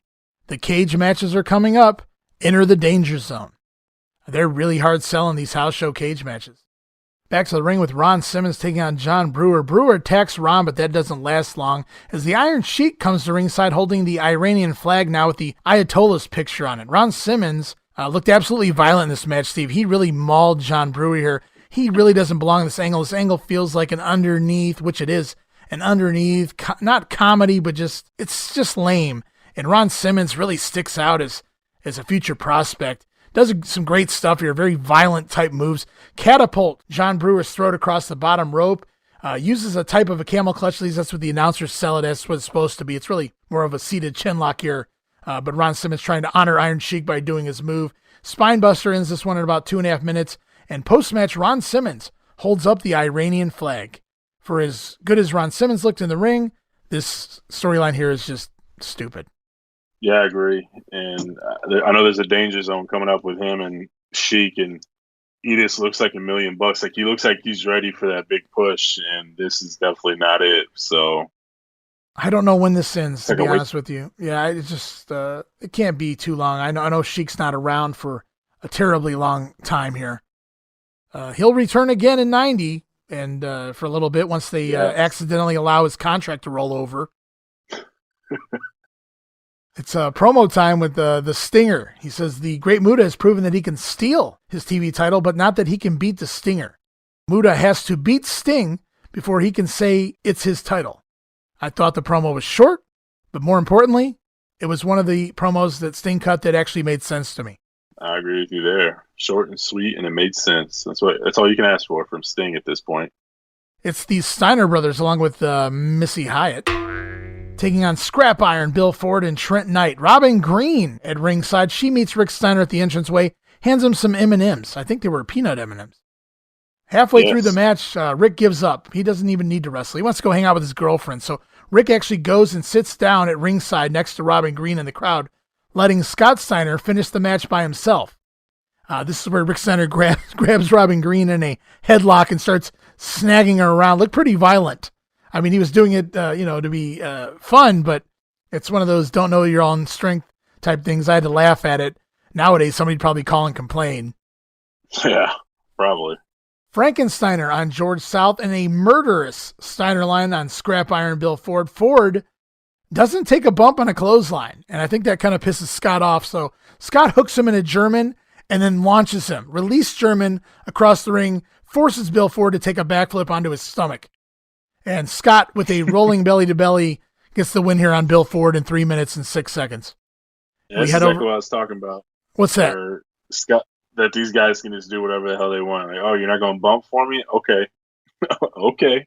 Yeah. You're going to bump today, boy. And so, yeah, it's just awesome, man. I think great. Ford, watching this match, I think Ford just had a brain fart. I don't think he meant not to bump. I think it just caught him off guard, and he was like, oh, shit, I should have bumped, but if I bump now, it'll look stupid. So he kind of just staggered, and he paid for it. It's promo time with the Steiners and Missy Hyatt. The chase for the world tag titles is on. The Steiners reference the Freebirds, the world champions, the SkyScrapers, and even Lex Luger. Of course, Rick had just wrestled Luger recently, so they're lumping him into this as well. Scotty cuts the promo. Rick plays around. He punches Scott. He punches JR. He starts to punch Missy Hyatt and thinks better of it. Rick finally winds up mocking Lex Luger's pose, which was very comical. I should get some pictures of that, actually. And he says that the PS in Michael Hayes stands for Purely Sissy. And that's pretty much the Steiner Brothers promo in a nutshell. Moving on, back to the ring, it's Flying Brian Pillman. He's back in action already after the attack from Norman, taking on the bounty hunter here. Norman comes out with a 2x4 and breaks it over his own head. Teddy Long slaps Norman once again. We saw that on Pro. Threatens him with the key to get him to leave the ringside area. And with the bounty hunter in the ring, Jim Ross wonders if Parts Unknown is a town where everyone wears a mask. The enforcers from Parts Unknown, the bounty hunters from Parts Unknown. An attempt at a joke from Jim Ross here doesn't really get very far. What do you think of Norman coming down here and breaking a board over his head? It just felt like, they started to go where they needed to with Norman, and then they come out and do something like that. I don't think they know what to do, and it's just a waste of time as far as Norman goes. I'm already over it, and it's just time to move on. So Pillman finishes off the bounty hunter with a nice-looking missile dropkick, a dangerous plancha, and a reverse crossbody. Ends the match in 2 minutes and 13 seconds. And it's promo time once again. Paulie dangerously talked reality while the Road Warriors have a response. And Paulie dangerously out here earlier talking about reality. There's going to be some reality set in later tonight on the Power Hour in the captain's match when Hawk takes on Samu. That's still to come. But what about reality? Reality? Paulie, you know what reality is. 4 times out of 5 years, tag team in the air. That's reality. Why don't you ask those other guys, and everybody knows who you are, what reality's all about. That's why we're not here in the NWA anymore, and we still are. Now, Samoans, you're going to find out what reality really is. In cage matches, no matter where it is, we're going to kick your butt. Tell them, Hawk. You know something? That little worm, Paulie dangerously, forgot to mention is that it wasn't just the Samoans that put us away in Marietta. There were 3 Freebirds. It was 5-on-2. And he said, we tasted our blood. Well, that was the only part of the match I like tasting my own blood. So if I like tasting my own blood, can you imagine how much I would like tasting their blood? How would I like it a whole lot? Paulie dangerously, you're a little man living in a big man's world. The Samoans, they're going back on a flotilla to that scumbag island they came off of. We sack on danger, dine on death, and dead men don't make money. Tell that to Elvis. And that's pretty much the end of the promo there. Hawk recycling a line he used at the beginning of the year, and I just kind of remembered how he finished at that time with the tell that to Elvis. But anyways, he wants to taste the Samoans' blood. I'll pass. And once again, mocking their country. Yeah. I thought it was a really good promo from all around. I mean, it's 1989, so it is what it is. If you get offended by him talking about Samoa, I'm sorry, nothing you can do about it now. But Yeah, all countries were It's evil typical. back then in wrestling, unless they were the United States and probably Canada. That's right. That's right. That's just how shit works in the world of wrestling. Yep. So you just take it for what it is and be happy that you have the ability to watch this stuff. But yeah, I thought this was a solid promo. They did a good job, especially Animal. Back to the ring, it's Dr. Death, Steve Williams, taking on Mike Rotunda. So this is match 3 in their feud, but it doesn't count as part of the best of 3 series. Seems odd they're having matches in the middle of the best of 3 series that isn't part of the best of 3 series. Very confusing here. Yeah, this is where I got confused. Like, is this match 3? But they were selling it as at all being match 3. So that's where I got. Right. Yeah, I got confused there. And it could be confusing because Doc's even sporting the headgear here again for this match. Mike Rotunda works the boring holds, the chin lock, the abdominal stretch, uses the ropes for leverage. Dr. Death comes back with the Oklahoma Stampede, but Mike's legs kick referee Tommy Young and send him down to the mat. So Doc can't get the count. Mike Rotunda tries to toss Doc over the top rope, but Doc reverses and tosses Mike Rotunda over the top rope, and Tommy Young sees it. And thus, it's Dr. Death who gets disqualified in 8 minutes and 2 seconds. Post-match, Mike Rotunda posts Dr. Death on the outside and then beats Doc down with his own ring gear. And I guess it makes sense to kind of push towards that no DQ match that they're going to have on Pro, but they never, or Worldwide, whichever one it is, but they never even mention it on this show. So, like, if you just watch Saturday Night, Power Hour, and Main Event, you're not going to have any idea what's going on in syndication. I don't think they ever really talk about it. Sometimes they'll show you highlights if it was something big, but for the most part, they don't even talk about it. And they act like it doesn't even exist. They push Saturday night. They push the main event. Main event, they push the next week's Power Hour. So there's really no continuity here. So they're just assuming like nobody's even watching this best 2 out of 3. So here's a match between Mike and Doc. Just here you go. It serves no purpose. We move on to the NWA World Champion. Woo! It's Ric Flair out for a promo, and he's sporting a red suit, a theater usher-looking red suit, maybe an upscale theater usher, but nonetheless, it's the color that I would see like an usher wear or something, at least like the Gold Dust usher. So yeah, I thought it was really odd color for Ric Flair here in the suit department, but nevertheless, he's gone on record and told the world that he wasn't bowing out until until Terry Funk was carried out. When your name is Ric Flair, the bottom line is that Terry Funk will learn to love it because he's going to have it that way. So Ric Flair obviously just cutting another promo. He's working the house shows with Terry Funk as the feud continues through the rest, at least until November. Yeah, solid promo. That suit jacket threw me off, man. I never seen Flair in a bright color like that. Yeah, it's usually your grays and your browns or whatever, but yeah, that bright red, man, like you said, that's perfect. Movie theater usher for sure.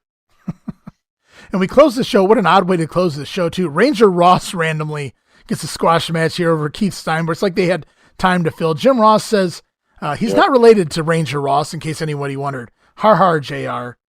Very basic match, very armbar-esque match. Combat kick wins it in about 3 minutes. Ranger Ross gets the win over Keith Steinberg to close the show. And they announced that there will be no main event tomorrow night, but we'll get to that here at the end of the Power Hour. And yes, I said the Power Hour because at the end of this 2-hour block of World Championship Wrestling at 8:05, we get the Power Hour at an unusual day and an unusual time. And we kick this show off, and this is also from the Centroplex in Baton Rouge, taped on August 1st, NWA Power Hour for the night of August 12th, 8:05. Mike Rotunda takes on Shane Douglas to get the show going. References to Shane's partner getting his face smashed. Johnny Ace does have a fractured cheekbone. As we mentioned, he'll be out a few weeks. I don't know when he returns, but unfortunately, I must warn you guys that eventually he does return. Much like a couple weeks ago, Mike Rotunda did with Steve Casey, this week with Shane Douglas, he offers up his Letterman's jacket from Syracuse if he's caught cheating. This match goes on. I wrote 7 minutes of nothing. Very slow. Rotunda finally, with a thumb to the eye in the corner, takes over. Shane makes the comeback, the 10 punches in the corner. Mike dumps him over the top rope, but the referee doesn't call it because Shane lands on the apron. Back inside with a fisherman cradle by Mike Rotunda, gets the win. 8 minutes, 58 seconds. Mike Rotunda the winner. Yeah, I thought they did some decent wrestling on the ground a little bit. Shane was using the speed to get out of it and stuff like that. After watching this match, I kind of felt like Shane, a solo, would have been a lot better off. And he could have been something decent in 1989, not necessarily a Pillman level type. but he definitely could have been a decent undercard type talent by himself. It's unfortunate he got paired with Johnny Ace and strapped with the dude's gimmick, because I felt like he had the ability in the ring to be entertaining and something that could probably get over if done right. So, but yeah, this really was a nothing match. It's just a Mike Rotunda match that was boring, but Shane looked decent. It's time once again for WNN with Gordon Soley. The New Zealand Militia injured Johnny Ace. Didn't we just say that? Gordon's probably been boozing here. He's repeating himself, or at least repeating what's already been said on the show. How low have the dudes fallen to be taken out by the Militia is what I wrote here. I mentioned that earlier, so we'll move on.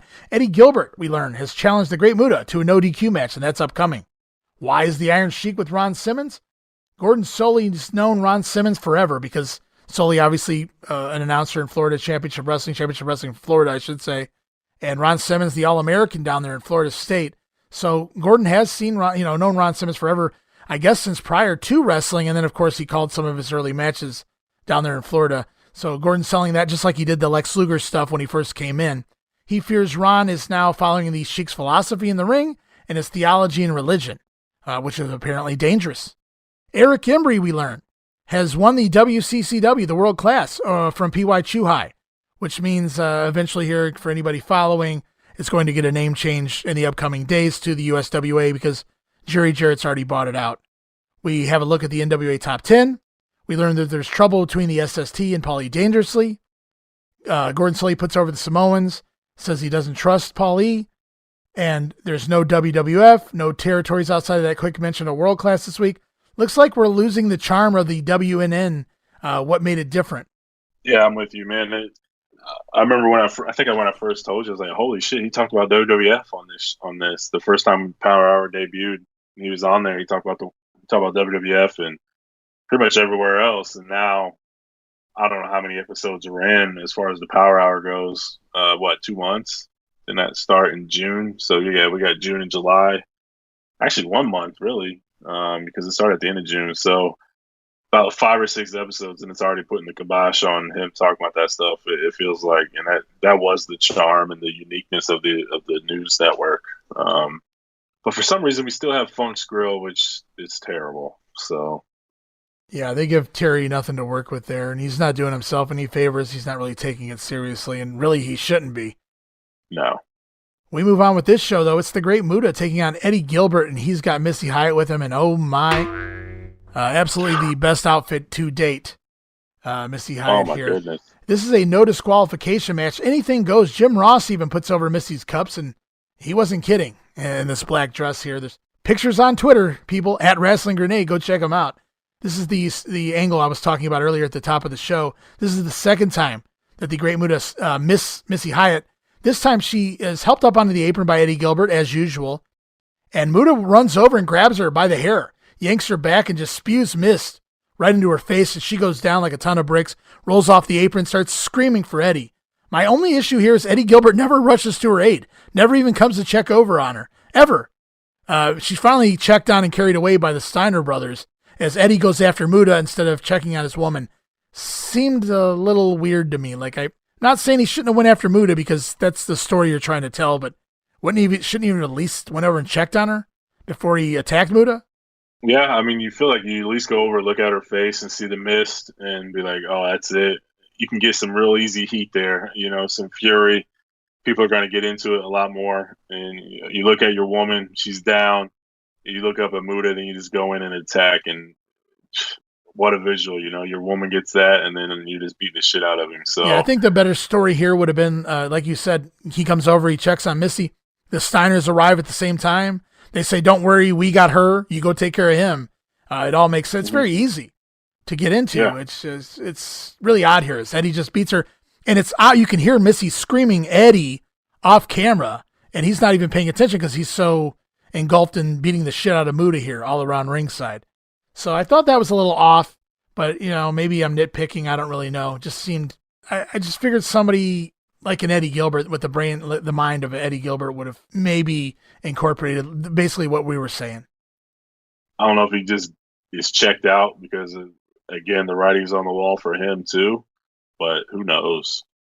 he just doesn't seem invested. He hasn't since the Great American Bash, to be honest with you. It's probably been longer than that, but you really notice it at the Bash. He's not doing anything for Sting, and now this, so he just seems checked out. And so Muta takes over finally after Eddie Gilbert beats him around ringside. Muta takes over the spinning back kick. Eddie tries to take the momentum, but Gary Hart winds up posting Eddie Gilbert. And remember, it's no disqualification, so these things are illegal. That leads to Tommy Rich, Eddie Gilbert's buddy, coming down to ringside to even the odds on the floor. Great Muta chokes Gilbert with some tape, and Gilbert winds up running Muta's head into the buckle to finally break the choke. Muta with low blows, but once again, they're legal. Eddie Gilbert comes back choking Muta with the same tape. Gary Hart tries to interfere, but Tommy Rich runs in and locks Gary Hart in a sleeper. Muta stops that by spraying Tommy Rich in the face with mist, so now we have two people out there missed. First Missy Hyatt, now Tommy Rich, and Tommy made sure to wear a white shirt, I don't know if you caught that, into the ring, so it showed up even more. So Missy got the green mist, Tommy Rich winds up with the red mist, and this really happens. Remember, Tommy Rich has the sleeper on Gary Hart. Muta sprays Tommy Rich, and while this is going on, Gary Hart staggers over, and Eddie Gilbert comes off the top rope with a crossbody block onto Gary Hart for the 3 count. What the fuck? Hokey, cartoony-ass bullshit. We've seen it before. Well, we saw it again when Hogan pinned Flair in a strap match against Vader. I hated when WCW did this shit. It's a complete cop-out. Don't book the match if you don't want to book the finish. This match went 7 minutes and 10 seconds. Eddie Gilbert gets the win over Gary Hart. Yeah, it made no sense to me. My comment was, what a stupid-ass finish.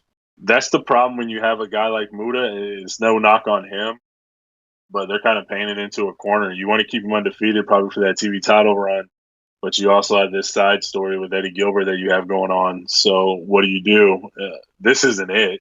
Don't do a no DQ match. I mean, you can have the guy get DQ'd or whatever, and it's not going to really affect him. But what a cop-out, what a garbage finish, and just stupid. It was an overall really good match. It was very entertaining. Just a terrible way to end it. Yeah, and the fight's not even over here. So Muta's already misted Missy Hyatt green. He's misted Tommy Rich red. He goes back to green here, a trifecta of miss, as he green missed Eddie Gilbert.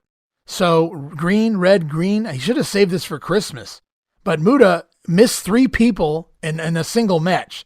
Tommy Rich is still selling, but he manages to find a chair, grabs a chair, and runs the Great Muta off as Eddie Gilbert's now down.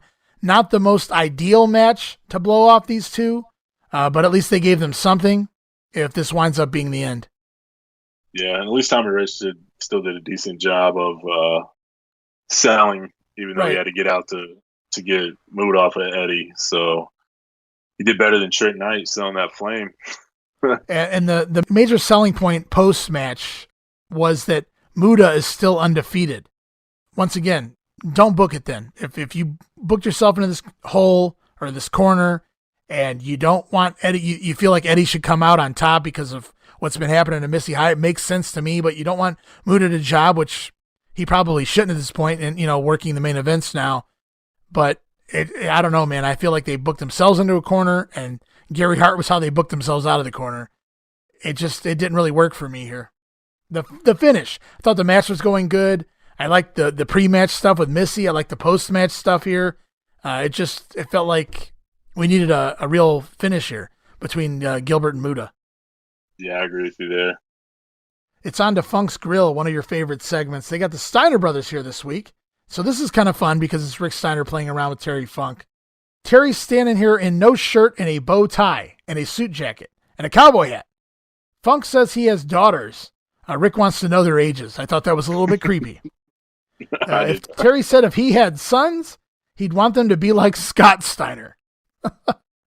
He says Scotty has possibilities after wrestling. Rick, not so much.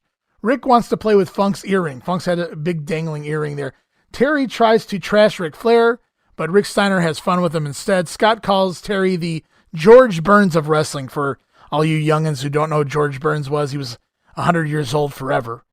He had been on TV since the beginning of TV, and yeah, he was like 100 years old. So he's referring to Terry Funk as an old man. So Rick asks Funk if he went to school with George Burns. Funk gets a little upset with that one.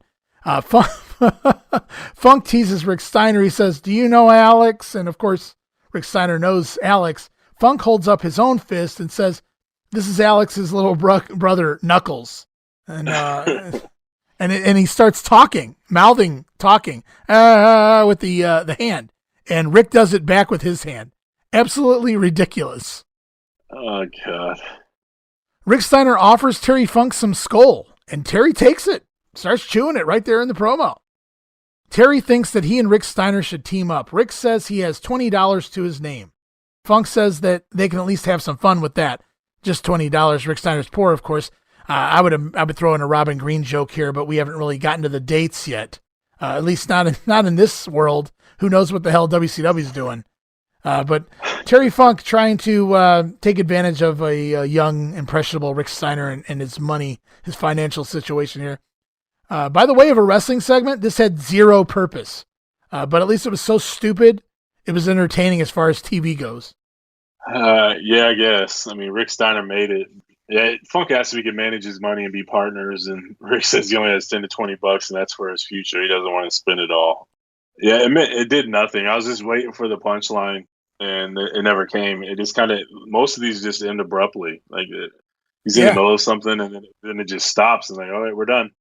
Very weird. It's weird, and it's consistent. That's how it usually ends, and it's just, it was stupid. It was a waste of time. If it wasn't Rick Steiner, I wouldn't have enjoyed any of it. But for the most part, Funk's girl needs to go. It's not what those segments are for, and it's brutal. On to the main event of the Power Hour. It's a captain's match featuring Road Warrior Hawk with Paul Ellering taking on Samu, the SST, with Paul E. Dangerously. It's no-sell mania as the match spills to the floor. Neither guy going to sell for the other one. Stiff shots throughout the match. Both guys work a rest hold. Hawk with a chin lock. Samu with the nerve hold. Hawk comes back with a hangman's neckbreaker. Big power slam, but misses a top rope clothesline. Paul E. Dangerously winds up handing Samu the cell phone.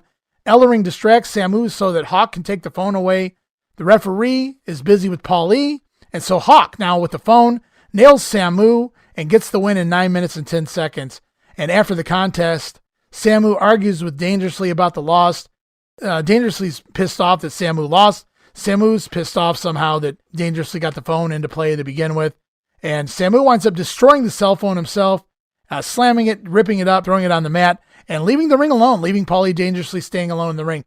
Now, Paulie's still the manager beyond this, but this is obviously the beginning of tension, or at least the continuation of the tension between the SST and their manager. Yeah, and like we didn't see any of this, so like I'm assuming they filmed Power Hour to air on its normal day, the 11th, right.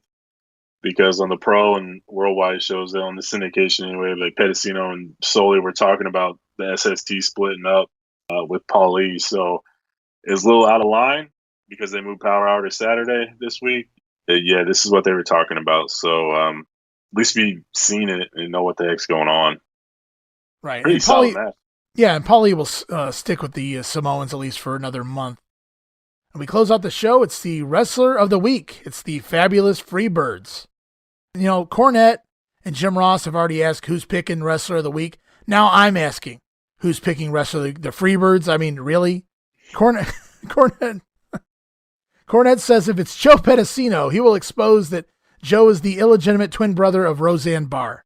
So both Cornette and Paulie get lines in on Pedicino this week once again.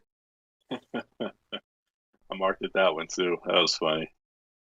And we close the show with Jim Ross announcing that there is no NWA main event tomorrow. And Cornette goes ballistic. How can there be no main event? Meanwhile, at the bottom of the show, there's a scroller running across that says, "Don't worry, Jim.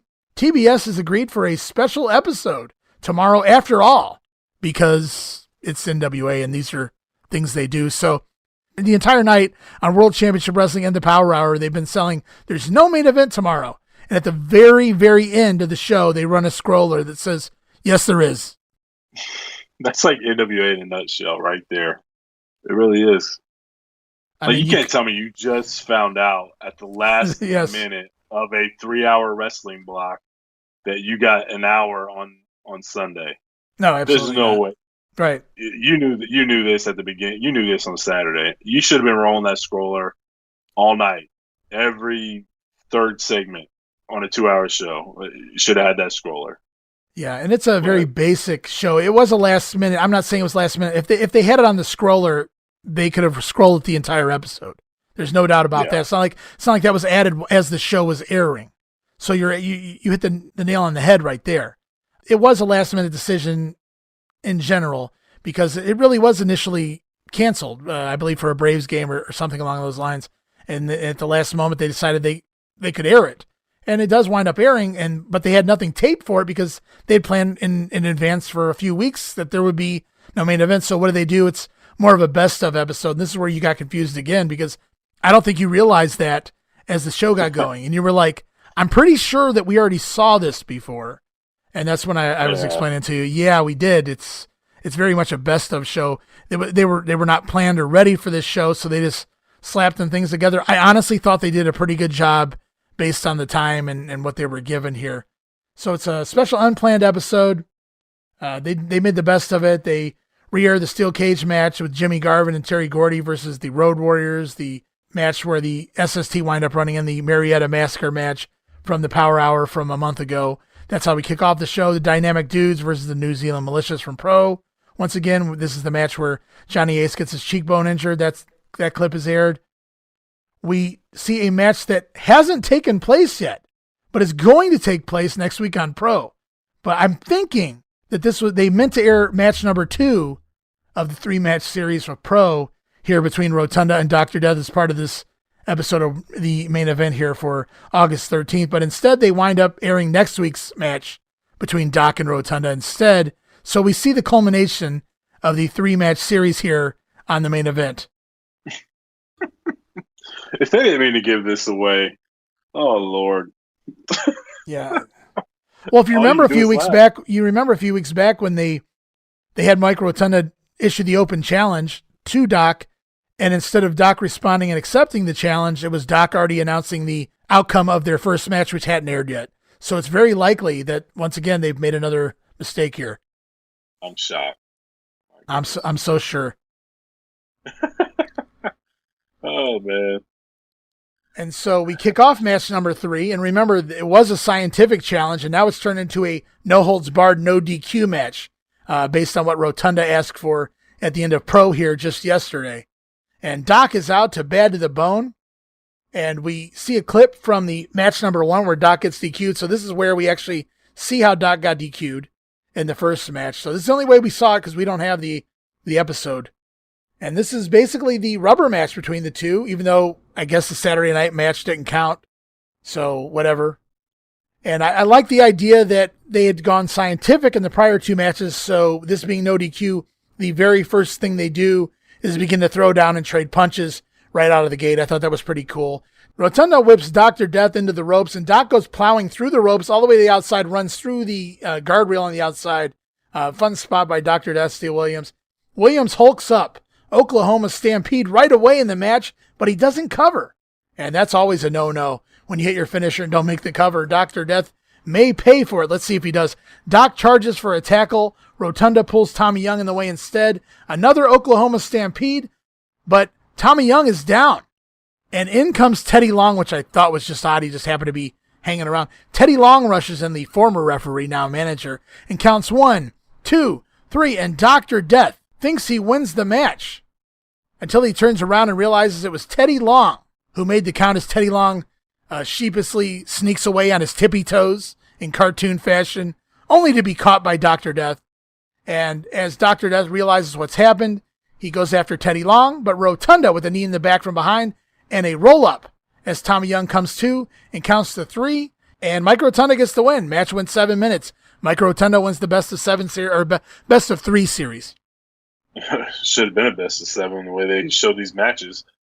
I guess you can just manhandle a referee in an ODQ match. They got to work on ideas like that, though, man. That's a no-no, man. Keep your hands off the officials. Yeah, I agree. You never really seen that before where they take advantage of the no DQ by beating up the referee. Right. But, yeah, this is just, I don't know, man. What's Teddy Long have to do with any of this? Yeah, that threw me off. And, the only thing I got out of all this when this was happening, as it happened, when it was done and over with, was, you know what? Mike Rotunda would have been a perfect fit in Teddy Long's group. I'm not saying he needed to come out with Norman or the SkyScrapers, but he needed somebody to talk for him. And it would have given him more of an edge if he had just been more of an asshole, an arrogant prick, collegiate, turned pro wrestler. I think this would have worked. I was just envisioning it as I saw this unfold, and I thought, you know what? I mean, it would have been a lot better than what winds up happening with Rotunda. Yeah, absolutely. I agree with you there. Anybody, I wouldn't say anybody. Teddy Long's the best manager the NWA has at this point. He might be, take that back. Paulie and Cornette's still there. I had a brain fart. Sorry. It's pretty early in the morning. I agree with you. I think he would have worked really well with Teddy Long. Mike could have used it. We wouldn't have got the stupid idiot moron promos that we got every week from him. And it would have given him a nice change of pace. Teddy Long can get some heat on him. He can just go in and beat the hell out of people. Just go in there and outwork him because he knows he can out-wrestle him. Add a little edge to him. But instead, we get Captain Mike. And we close out this episode of the main event. It's a replay from last week's World Championship Wrestling with Sting and Eddie Gilbert taking on the New Zealand Militia. This is where Funk and Muta attack Sting and Eddie Gilbert. Ric Flair winds up coming out and making the save and stealing Terry Funk's cowboy boots. And that concludes this edition of the main event. And that'll wrap up this week's episode of The Grenade as well, Steve. Yeah, it was a pretty fun show. A little different, change of pace. By only getting 1 week of TV, but there's so much news. It's kind of like our first episode. There's so much news, you can't ignore it. So you got to discuss it, and that's what we did here. So it was fun. It's different, but it's fun. Yeah, I feel like this may be the first time we've only done 1 week of TV, but with 5 episodes of TV and over an hour, at least an hour worth of news, it was just a very packed show with just this 1 week of TV. So we hope, hopefully we filled the void with all of that news heading in. It's just a big changeover in a lot of things here as we come out of the bash and move into the final leg of the NWA here in 1989. Yeah, we're getting on that home stretch and some good shows coming up. I'm pretty excited for the Fall Brawl. Halloween Havoc, of course, making its debut. There's another clash in November, right? Yeah, the Funk and Ric Flair, I Quit.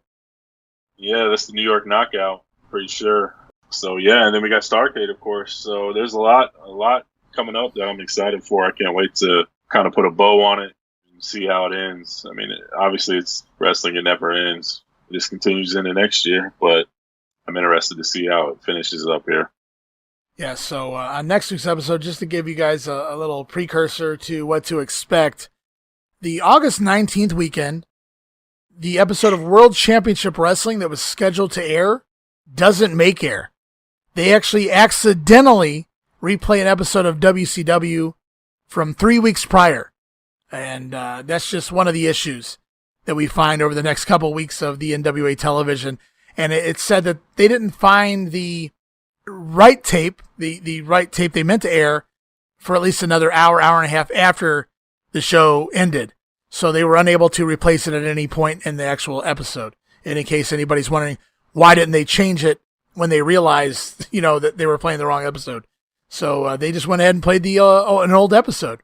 And that was just one of the issues. And then, of course, as I mentioned, the August 26th episode of World Championship Wrestling also, there's an issue there where someone forgets to actually press record on the cameras as they're recording some of the main angles for that show. And so they have to run an emergency taping to get some shit on that show as well. So just a big clusterfuck. That is the NWA right now in the summer here. All the wheels fell off directly after the Great American Bash. And it's sad because the 26th is supposed to be Ric Flair's first episode as Booker. So it doesn't bode well for the beginning of Ric Flair's booking regime, but I'm sure it has to get better beyond that. It can't get much worse than the next 2 weeks on TBS. No, absolutely not. It's just amazing to me that this is supposed to be a top flight organization and this shit happens. How do you explain this? And we'll get into more detail next week, obviously, right. But I just don't know how you can be a company that does this. And in 1989, CNN meant something. And could you imagine them airing a news story on something and then they air the complete opposite? Like, they talk about it and then they air the complete opposite story. Like, that doesn't make any sense. Like, how's that? That's not possible. So yeah, it's his WCW. I mean, they're not necessarily WCW yet, but for all intents and purposes, they are. Certainly by the way they're running the ship right now. Not a good way to start if you're Ric Flair. I'm nervous. Can't imagine he's very happy with the situation. But we'll get more into that next week. It's a lot to talk about. Like I said, in 3 weeks' time, we'll be covering the Fall Brawl Watch Along. There's a Clash of the Champions Watch Along on our next Clash of the Champions we'll be doing. But for the next 2 weeks, it'll be 2 weeks and another 2 weeks of NWA TV and probably some more news and notes as we get going. And hopefully Missy Hyatt will get back to us about Steve Casey, Steve Dane, and maybe we'll hear from some of the other former NWA superstars as they might give us some more insight into some of these other stories going on right now in the NWA here in 1989. But until then, man, Steve, I just appreciate you being here. Another 3-hour show, even though they only did a week of TV. It was 2 hours of World Championship Wrestling, an hour of news and notes. So just a lot of filling the gap here as we fall out of the Great American Bash. Yeah, there's a lot going on, and NWA is constantly changing. So these things happen, but it was a blast, man. I felt like it was a really good show, and I was happy to be here. Promotional consideration paid for by the following. And once again, I've got to say thanks to all of our loyal listeners. We appreciate you listening, subscribing, and downloading The Grenade. You can find The Grenade, Monday Warfare, the WrestleCopia News Network, and other upcoming podcasts over at WrestleCopia.com. That's WrestleCopia.com, and all of your favorite podcast streaming apps from Apple, iTunes, Spotify, Google Pod, Podcast Addict, and so many more.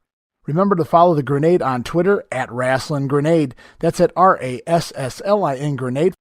Lastly, I encourage everyone once again to please have a look at our Patreon account over at patreon.com/WrestleCopia. I encourage you to please subscribe at least 1 month, give it a try, and join in on the fun. There's no commitment, cancel at any time, but we'd like to think you'll stick around based on the offerings available.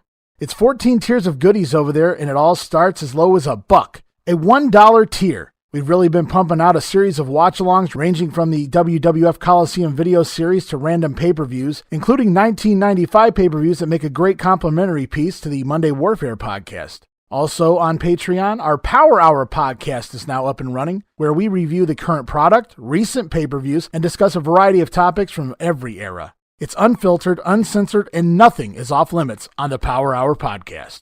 We invested quite a bit of money into the podcast network up front, and we want to keep The Grenade, Monday Warfare, and other planned podcasts up and running for 2021, so we'd greatly appreciate your subscription to ensure that we continue to produce quality products each and every week. So please stop over. That address again is patreon.com/WrestleCopia, and please subscribe, show some love, let us know you care, let us know you're there. And with all of that out of the way, it's that time again, time to say goodbye, but we will return next week. Until that time, this is Ray Russell, and for my co-host Steven Eckstadt saying, from pillar to post and coast to coast, you pull the pin, and we'll pick up the pieces right here on the Wrestling Memory Grenade. See you next week. Don't miss it. Be there.